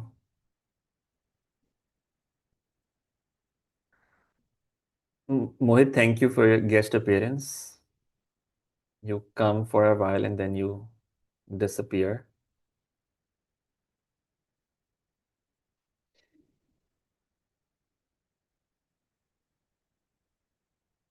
Hannah, I'm really sorry. I was actually planning to do that for O levels, but it's just that I'm not even getting time to sleep properly these days. So I think I'm not going to be able to do that for O levels. I had been planning to do it, but unfortunately, it's just that I'm not getting the time. I'll do it for AdMaths. So if she takes AdMaths, I will be starting that in a few days, inshallah. But for maths, since its exams are in the beginning, I could not get time for that, unfortunately. If question asks for two possible centers, then what should we do in that case? Whatever condition you are given, you just solve equations based on that. You will automatically get two possible solutions from that. If there's a specific question that you're talking about, you can let me know. We could discuss that. You're welcome, Aman. Thank you for answering all the questions in the group as well, and being very helpful to everyone else. How to reflect in x equals y when there are no coordinates?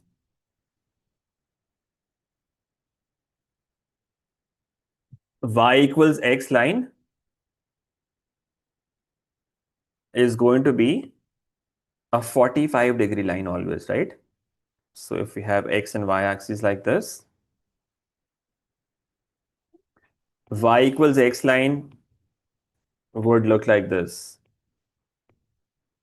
If you want to reflect in y equals x line, so if you have a function and you want to sketch the graph of the inverse function, let's suppose the original function looks something like this. Uh,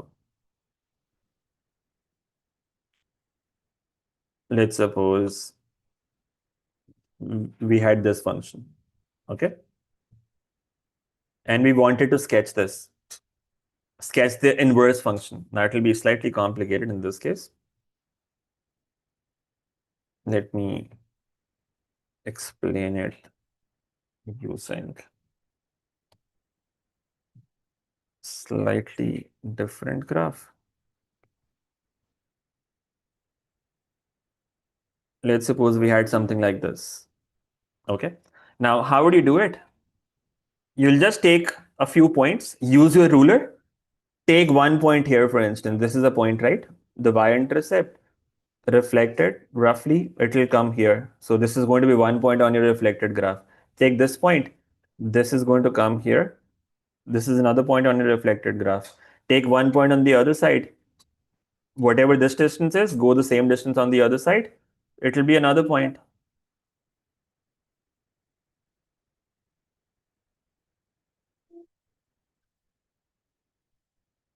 And what about this?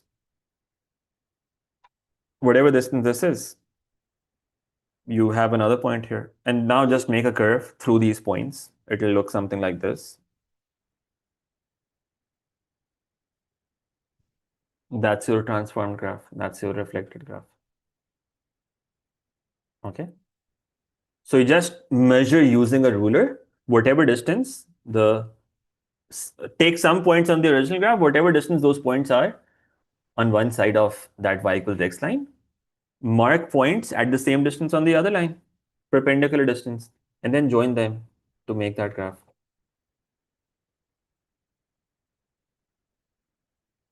Okay.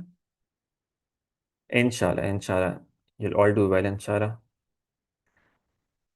Silly mistakes, they do happen. Just make sure that you are checking your solutions regularly, as in after a few steps, take a quick look on what you've done until that point. Do a sanity check always for your answers. Sometimes some answers are not even possible, especially when you have diagrams given and you find some coordinates, for example. You should do a sanity check looking at the diagram if the answers that you're getting, if they even make any sense based on that diagram. So do that at the end. The questions that you can verify using a calculator like integration, differentiation, you should do that as well.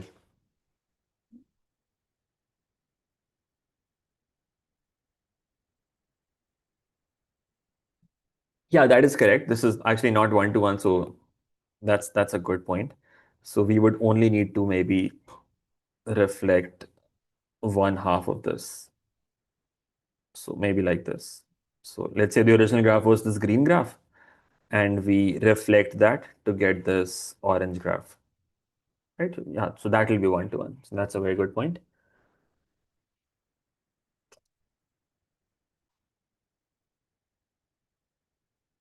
For vertical transformations, we follow BODMAS. For horizontal, we do opposite to BODMAS. That's the rule. Okay, BODMAS, opposite to BODMAS.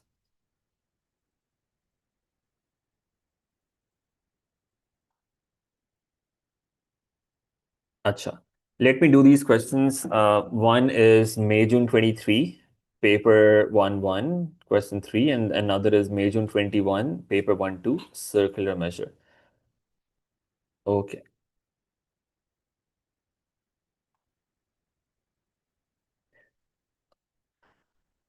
After every question, do a quick sanity check. Do not spend a lot of time verifying an answers in the middle, but maybe, 10-15 seconds.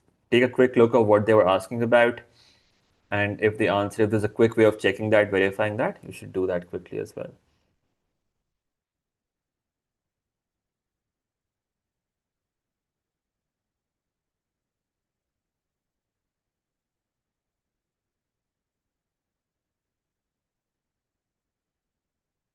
वो हमारे लिए नहीं करते मूसा, आपके लिए क्या करेंगे? But you can request.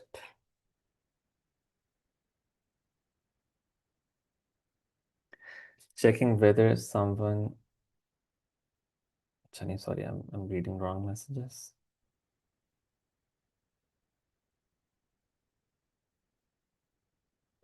Okay, Chani, let me look at those two questions now. If anybody wants to leave, you're free to leave. If you think your questions are answered and you're not benefiting much from the remaining session now. So there are two questions that I have in line now. One is the circular measure question and another that Hannah asked about. We will have another session tomorrow as well. If you have any remaining questions, we could discuss them tomorrow as well, inshallah. Okay? I'll see you again in the next session, inshallah. Those of you are leaving. Yeah, Musa, maybe in another session later, you can request them yourself. They might listen if you promise them toys. May June 21, paper 1-2. अच्छा, so May June 21.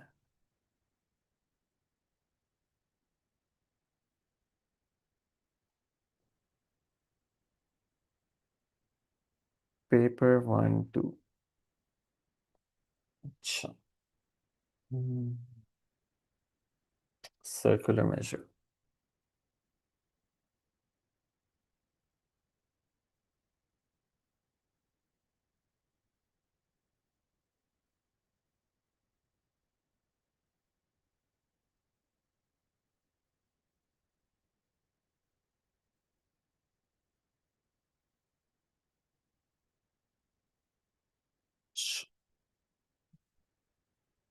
This is June 21, paper 1-2. Allah Hafiz, everyone is leaving.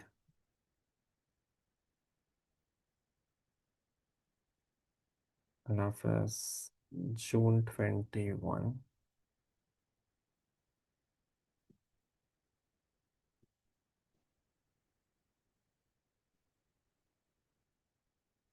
Paper 1-2.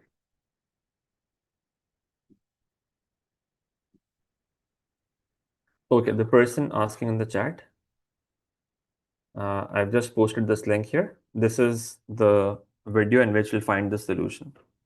Okay, you'll find the solution in that video. I've posted a link for that.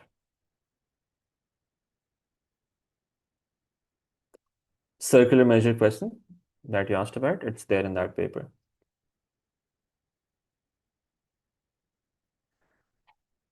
Acha. Let's do this. May June 23, paper 1-1. For this circular measure question, I've just posted a link in the chat. You'll find it solved there. It's wrong link. Achha, let me open that. Is it not working?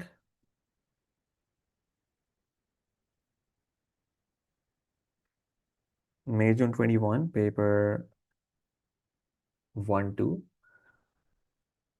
Yeah, it is actually working. Let me see at what point that question is solved. Please.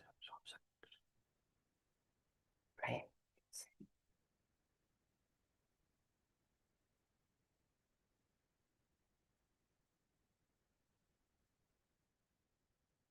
Okay, you'll find it solved around the 35-minute mark. 35-minute mark in that video. You get 35-minute mark in that video. You will find that.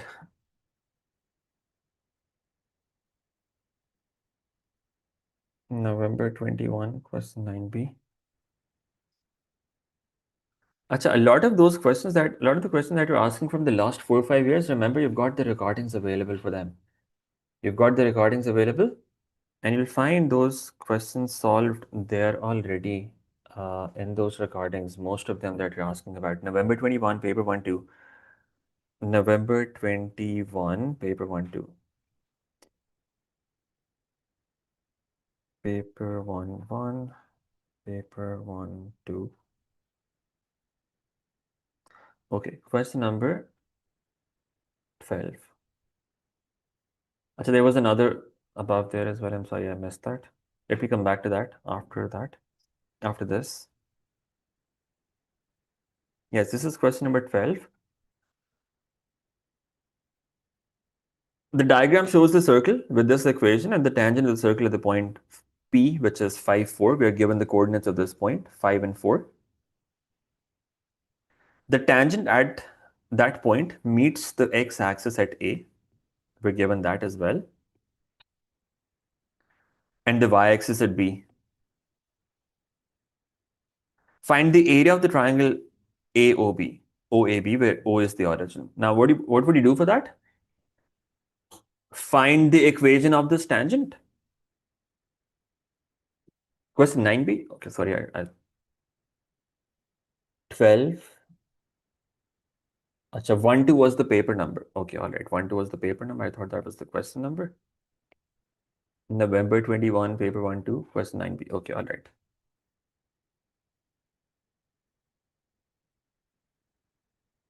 This is also done, right? Acha, what are we given? We are given a volume formula. This is the volume formula. Iron ore is added at a constant rate of 1.5 meter cube per second. So we are given a volume formula and we are given the value for dV over dt, rate of change of volume, which is 1.5. That's the information that we've got. In the second part, they tell us find the volume at the instant dV over dt is 1.5, right? That is constant. That is something that we already given. Find the volume, the value of V. When the radius is increasing, that means the rate of change of radius at that point is 0.1 per second. So we are given dV over dt, we are given dr over dt. These are two values that we have got. We have to find the value of V. We have a volume formula. V is equal to this 3 over 2 into r minus 1 over 2 whole cube. 3 over 2 into r minus 1 over 2 whole cube minus 1. That's the volume formula that we're given. What we can do is we can use these two pieces of information to find dV over dr. dV over dr will be dV over dt, that means 1.5, into dt over dr, that will be 1 over 0.1, and that will give you 15. You'll find the value of dV over dr from this, equate that to 15. Does that make sense? Find the value of dV over dr and equate that to 15. So it will work something like this. We had these two pieces of information given. We found dv over dr from that. Find the derivative of that function, equate that to 15. You get this equation. You'll get a value of r from that. The two possible values of r that we get, use the positive one, input that back in the volume function to find the corresponding value for v. This is what it would look like. ठीक है? अच्छा, let me find the playlist for paper 1. You can just go to the home page on the channel and you will get that. But let me search that for you. Paper 1. Sorry. A-level maths paper 1. These are quick revision videos.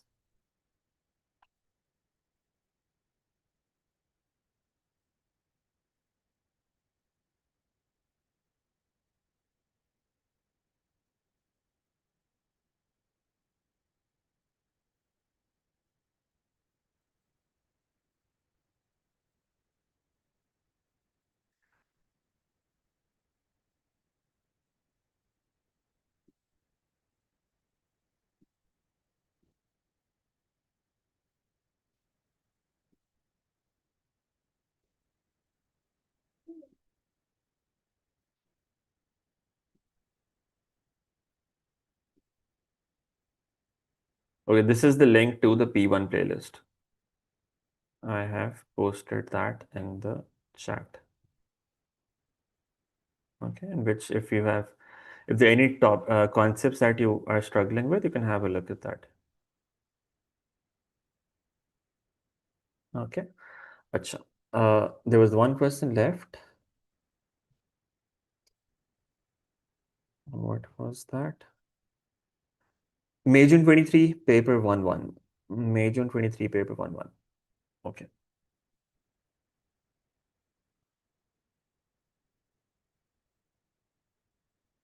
June 23, paper 1-1, question number 3 from this.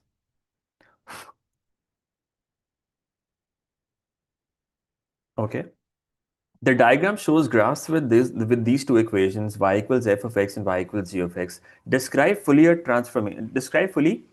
a sequence of two transformations which transforms the graph of y equals f of x to g of x. We have to go from f of x to g of x. Whenever we have to identify transformations from a graph, the first thing we should always do is see if there's any stretch, because that is easiest to spot. In case of stretch, the size of the figure also changes. So if the size is changing, that means there is going to be stretch, right? Is the size changing? Yes, the size is clearly changing. Is it changing in the horizontal direction? The width was 6 units earlier. It is still 6 units. So there's nothing changing in the horizontal part.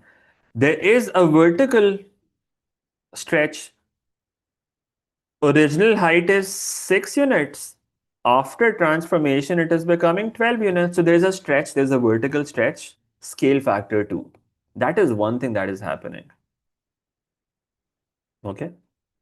That is one thing that's happening. There's a vertical stretch of scale factor 2. Let's represent that there. Let's write that down here. We have a vertical stretch with scale factor 2. That's the first thing that is happening. Okay. What else? Before you think of the second transformation now, you should first apply this transformation. Before you think of the next transformation, first apply this transformation and then see what more you need to do after that. Okay? Let's apply that vertical stretch, scale factor 2. Where is this point going to go? It is at a height of 3 units right now. It will go to 6. It will also go to 6. This point, its y coordinate was -1. Multiplied by 2, it will become -2. This point, it was at a height of, its y coordinate is -3. That is going to go to -6. So after that stretch, your figure has already become this now. So you first apply that transformation and see, okay, this is your new figure now. Now from this green graph, How do you go to this graph? That's the question. That's a translation now, right? It's a shift. It's a shift. You're going from this point to this point. How much shift is there? There's no vertical shift now. Only horizontal. How many units? 1, 2, 3, 4, 5, 6. 6 units to the left. So what's the translation vector going to be? We'll say this is translation minus 6, 0. And that's your final result. That's what you wanted.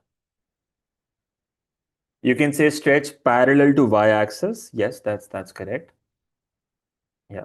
Stretch parallel to y-axis with scale factor 2. That will also work. Okay. You're welcome. Thank you. Bye. Okay, anyone on YouTube who has any questions? Should you watch this playlist or quick revision videos? Really depends on what your purpose is, as in what your goal is. If you already know the concepts and you just want to revise everything, then revision playlist. If there are a couple of concepts that you are struggling with, you can search for those specific concepts in that course playlist and understand them in detail, because revision videos से हो सकता है आपको वो पूरा concept scratch से उस तरह समझ नहीं है, बिकॉज रिविजन वीडियोस का पर्पस रिविजन है, राइट? उसके लिए assumption is that you know the main content already. तो अगर आपको सिर्फ रिवाइज करना है सारे टॉपिक्स इन जनरल, तो उसके लिए आप रिविजन वीडियोस यूज करोगे. और अगर आपको कोई स्पेसिफिक कॉन्सेप्ट ऐसा है किसी भी टॉपिक से जो आपको समझ नहीं आ रहा, वो आप कॉन्सेप्ट इस क्रैश कोर्स वाली प्लेलिस्ट में जाके ढूंढ सकते हो और वो एक दफ़ा देख सकते हो. जी जी Imran, that was not 1 to 1. I change that then. वो मैंने फिर आधा कर दिया, उसको हाफ में ब्रेक कर दिया था. बट यूर राइट, जो मैंने इनिशियली ग्राफ बनाया था उसका तो इन्वर्स था ही नहीं. But I was just showing कि वो सिर्फ किसने मेरे से पूछा था कि रिफ्लेक्शन करेंगे कैसे, रिफ्लेक्शन कैसे होगी, y इक्वल्स x में रिफ्लेक्शन कैसे होगी, राइट? तो आई वाज जस्ट टीचिंग कि रिफ्लेक्शन करते हैं किस तरह से. बट यूर राइट, इनवर्स सिर्फ तभी होता जब वो 1 to 1 होता. तो ठीक है. Inverse of a function, if you want to understand any concept, ये ऊपर मैंने लिंक पोस्ट किया है crash P1 crash course playlist का. You can use that.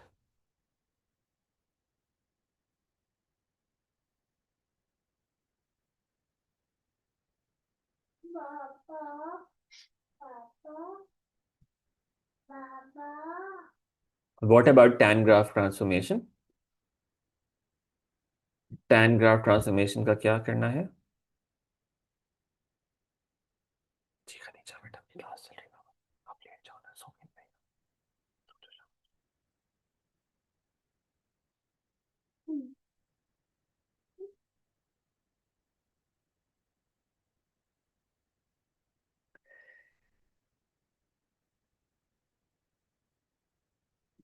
If you are good at everything, अगर आपको कॉन्सेप्ट्स आते हैं तो फिर revision playlist that will be more beneficial. उससे आपके एक दफ़ा सारे कॉन्सेप्ट डिटेल में रिवाइज हो जाएंगे और जो डिफरेंट टाइप्स ऑफ क्वेश्चन है वो भी आपको समझ आ जाएंगे. ट्रिग्नोमेट्रिक ग्राफ्स विद ट्रांसफॉर्मेशंस, क्या उनके आपने स्केच करना है उसको या ट्रांसफॉर्मेशन आइडेंटिफाई करनी है? ट्रांसफॉर्मेशन आइडेंटिफाई करने के लिए तो आपको वो पता होना चाहिए ट्रिग्नोमेट्रिक ग्राफ्स की ट्रांसफॉर्मेशंस आप कैसे, उनका पीरियड कैसे इफेक्ट होता है, उनका एम्पलीट्यूड कैसे इफेक्ट होता है, वो सब पता होना चाहिए आपको. तो फॉर एग्जांपल वर्टिकल ट्रांसफॉर्मेशन में जो बाहर वाला नंबर होता है वो साइन और कॉस के केस के अंदर जो नंबर मल्टीप्लाई हो रहा है वो एम्पलीट्यूड रिप्रेजेंट कर रहा होता है. ये जो प्लस माइनस है ये बेस लाइन रिप्रेजेंट कर रहा होता है. और हॉरिजॉन्टल में जो अंदर नंबर मल्टीप्लाई हो रहा होता है आपका पीरियड उस नंबर से डिवाइड हो रहा होता है. ये तीन चीज़ें आपको पता होनी ज़रूरी हैं. बाकी तो जनरली जिस तरह हम नॉर्मली स्ट्रेच करते हैं उसी तरह से नॉर्मली ट्रांसफॉर्मेशन किसी भी फंक्शन के लिए करते हैं, यहाँ पे भी वही करेंगे. How to stay focused during the exam? I'm not sure what you mean by that, because how can somebody not be focused in the exam? Exam के बाहर तो I understand कि अच्छा आप you can be distracted, but exam के अंदर आप क्या कर रहे होंगे और ऐसा कि आप focus नहीं कर सकेंगे? बेटा अभी क्लास चल रही है ना, फिर आपको दोबारा. Can the period change in transformation? Of course it can change in transformation. अगर आपके पास sin x ग्राफ है, अगर वो sin 2x कर देंगे तो पीरियड हाफ हो जाएगा.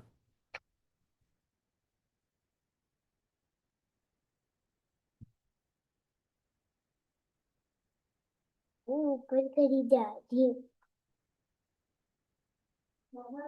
ठीक है, चले, let's end this here for today then. चले, मैं आपको ये सॉल्यूशन दिखा देता हूँ, उसके बाद we are going to end for today. It's been a long session. I will do one tomorrow as well इंशाल्लाह। November 23, paper 1 3, question number 8. November 23, paper 1 3, question number 8. Okay, this is actually quite tricky. Let me try to explain this. उसने आपको कहा है कि ये graph है y equal sine of a into x plus b. A and b are positive constants, और आपको क्या करना है, ए और बी की वैल्यूज फिगर आउट करनी है। ए और बी की वैल्यूज फिगर आउट करनी है। Now how can you do this? It will become easier to understand अगर आप इसको सिंप्लीफाई कर लें। ऐसे लिख लें, sine of a x plus b, a x plus a b. A को अंदर मल्टीप्लाई कर दें, जिसने एक्स्ट्रा ब्रैकेट लगाया हुआ है, इसने जो एक्स्ट्रा ब्रैकेट लगाया हुआ है, इसको आप पहले सिंप्लीफाई कर लें। इसको आप पीरियड वगैरह उससे सोचें, उससे आसान होएगा। जो साइन कॉस, जो ट्रिग्नोमेट्रिक फंक्शन से ग्राफ्स होते हैं, it's easier to think of them using period, amplitude etcetera. तो ए को अंदर मल्टीप्लाई कर दें, a x plus a b हो गया। अब देखें, ये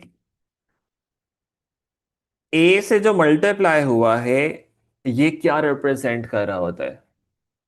एक्स जिस नंबर से मल्टीप्लाई होता है, उसका क्या मतलब होता है? आपका पीरियड उस नंबर से डिवाइड हो गया। आपका पीरियड उस नंबर से डिवाइड हो गया, राइट? अब ये साइन का ग्राफ है। साइन के ग्राफ का आपको हाफ पीरियड नजर आ रहा है यहां पे, हाफ पीरियड। और ये कहां से कहां तक जा रहा है?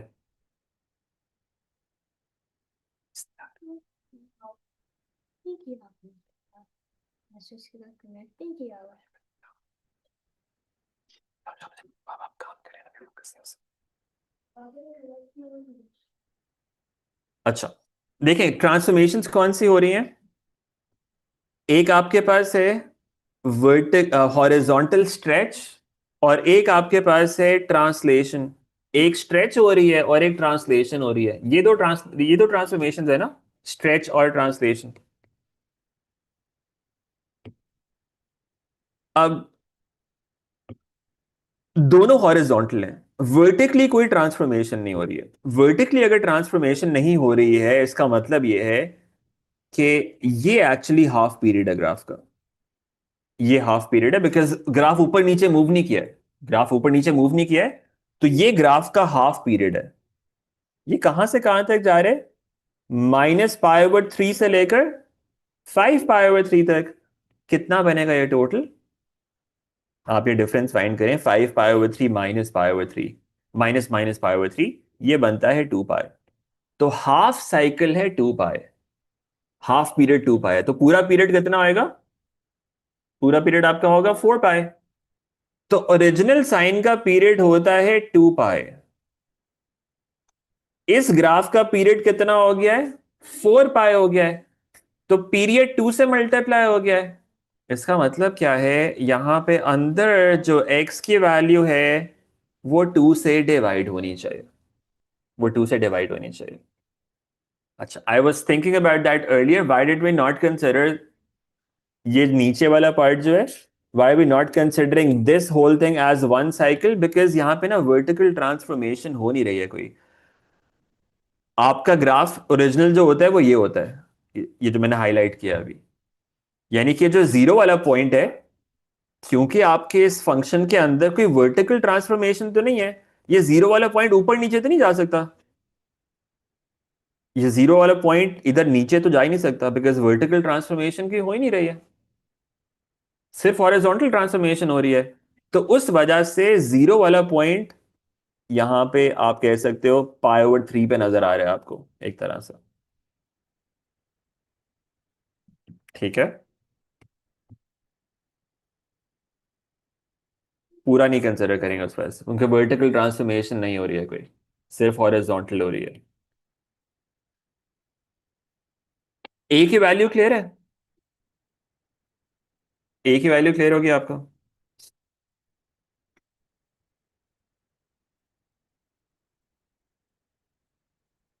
जब ए की वैल्यू हो गई आपकी, अब आप देखें, आपको ए पता चल गया, दैट इज हाफ एक्स। ए की वैल्यू हाफ एक्स हो गई।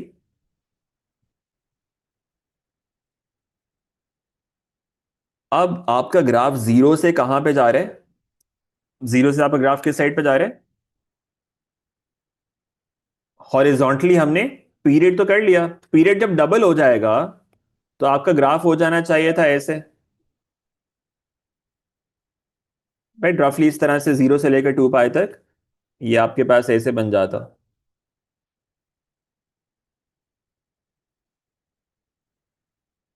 2 से मल्टीप्लाई होने के बाद। ठीक है। अब आपने क्या करना है, इसको कितने यूनिट्स लेफ्ट पे लेके जाना है? इसको पाई/3 यूनिट्स लेफ्ट पे लेके जाना है। अगर इसको पाई/3 यूनिट्स लेफ्ट पे लेके जाना है तो इसका मतलब क्या हुआ? ये जो आपके पास ये वैल्यू होनी चाहिए,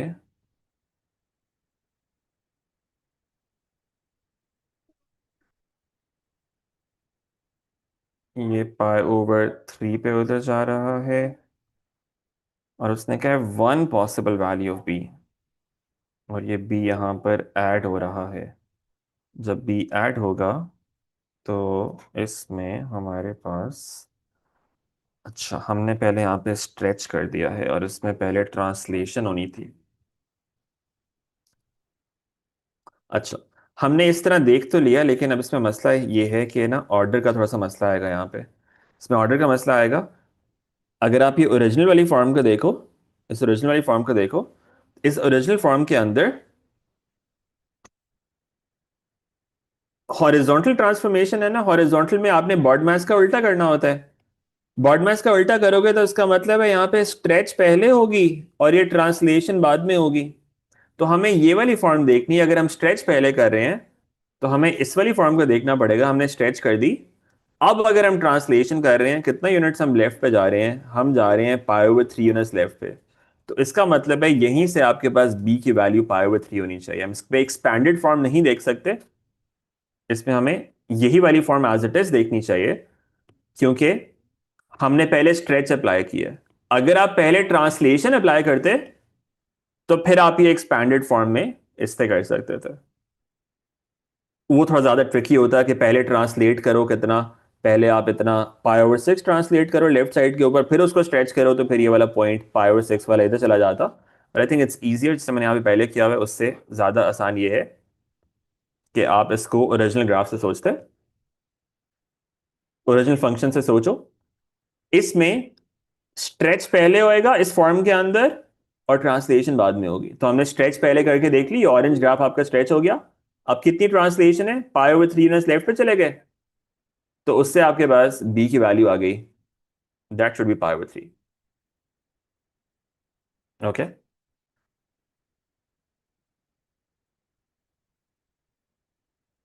अच्छा, अगर आप कह रहे हैं कि पाई/3 राइट जाते, तो क्या वो क्वेश्चन मेंशन करते b will be negative in the brackets? उसने बताया हुआ है कि ए और बी पॉजिटिव कांस्टेंट्स होने चाहिए। तो अगर वो लेफ्ट जा रहा होता और फिर भी बी पॉजिटिव होता, तो अगर तो वो कह देता नेगेटिव है, तो फिर तो हम लिख देते -पाई/3। अगर वो राइट पे जा रहा होता फिर हम लिख देते -पाई/3, फिर तो मसला नहीं था। लेकिन अगर वो कहता पॉजिटिव है तो फिर हम कहते -पाई/3। इसको आप जो है वो पूरा सर्कल घूम के -पाई/3 के इक्विवेलेंट जो है वो क्या ट्रांसफॉर्मेशन बनेगी, +2 पाई कर देते। तो वो पॉजिटिव बनाने के लिए वो आप कर देते उसको 5 पाई/3 ऐड कर लेते। That would have been one possible value. अगर तो उसने कहा होता नेगेटिव है फिर तो -पाई/3 लिख सकते थे। अगर उसने कहा होता पॉजिटिव तो -पाई/3 में हम 2 पाई ऐड करके पूरा सर्कल घूम के वहां पे आ जाते। हॉरिजॉन्टल में पहले ट्रांसलेट होता है, वो डिपेंड करता है फॉर्म के ऊपर, हमेशा ट्रांस फॉर्म पे डिपेंड करता है कौन सी फॉर्म है। अगर ये एक्स्ट्रा बॉड मास के ऑपोजिट चलना होता है आपको, तो ये फंक्शन ट्रांसफॉर्मेशंस में अगर आप हॉरिजॉन्टल कर रहे हो तो अगर तो ये वाली फॉर्म है एफ ऑफ -5x+2, तो इसमें बॉड मैथ्स क्या कहते हैं, मल्टीप्लिकेशन पहले करनी है और एडिशन बाद में करनी है। हॉरिजॉन्टल में आपने उल्टा करना होता है, आप पहले ये करोगे +2 ट्रांसलेशन करोगे, फिर आप स्ट्रेच करोगे। लेकिन जब वो एक्स्ट्रा ब्रैकेट्स इंक्लूड कर लेता है, जिस तरह उसने यहाँ पे किया है, ये उसने एक्स्ट्रा ब्रैकेट डाल दिया -5 × x+2, इसी तरह की एग्जाम्पल थी वो जो अभी हमने की है।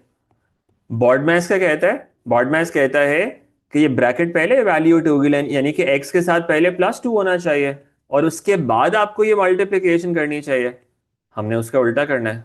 उसका उल्टा क्या होगा कि हम पहले ये -5 करेंगे, यानी स्टेज पहले होगी इस केस के अंदर और ये ट्रांसलेशन बाद में होगी। अगर आप ये वाली फॉर्म यूज कर रहे हो जहां पे ब्रैकेट्स लगे हुए हैं, जहां पे एक्स्ट्रा ब्रैकेट्स आते हैं, तो वो थोड़ा सा वो चेंज हो जाता है उस वजह से। रूल इज बॉड मास का उल्टा चलना है अपने हॉरिजॉन्टल पे। बॉड मास का उल्टा उल्टा चलेंगे तो ये आपके पास आता है उससे। इस केस के अंदर इस फॉर्म में ये पहले होगा और ये बाद में होगा। ठीक है। Abdul Rafi, I'm not sure about SAT English. I can't really guide much about that.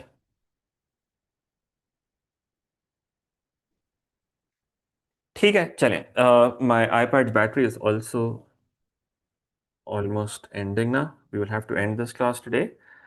इंशाल्लाह हम कल जो है एक और सेशन करेंगे, Q&A session. It's pretty late today as well. Once again tomorrow इंशाल्लाह। स्केल फैक्टर नेगेटिव नहीं हो सकता, क्यों नहीं हो सकता? हो सकता है। ये किसने कहा स्केल फैक्टर नेगेटिव नहीं हो सकता? आप नेगेटिव स्केल फैक्टर के साथ स्ट्रेच भी कर सकते हो, ऐसे भी कर सकते हो, और आप इसको स्प्लिट करके ये भी कर सकते हो कि स्केल फैक्टर 1/5 है और फिर रिफ्लेक्शन है उसके साथ। मैंने यहाँ पे रिफ्लेक्शन को अलग से नहीं रखा। जब ये आप स्केल फैक्टर नेगेटिव होता है तो इसमें रिफ्लेक्शन और भी साथ ही हो जाती है। तो रिफ्लेक्शन भी साथ ही हो जाती है, आपको अलग से लिखने की जरूरत नहीं होती। पर इसको अगर आप अलग अलग लिखना चाहते हैं तो यहाँ पे कहीं किया होगा मैंने, या फॉर एग्जांपल आपके पास ये अगर ट्रांसफॉर्मेशन है, आप इसको ऐसे भी लिख सकते हो, स्ट्रेच विद स्केल फैक्टर -1/5, या दो पार्ट्स में ब्रेक करके रिफ्लेक्शन एंड वाई एक्सेस। दोनों में से ये दोनों डिस्क्रिप्शन सही हैं। तो आप या तो इसको एज इट सिर्फ ये लिख दो, या फिर इन दो में डिवाइड करके लिख दो, दे आर बोथ फाइन।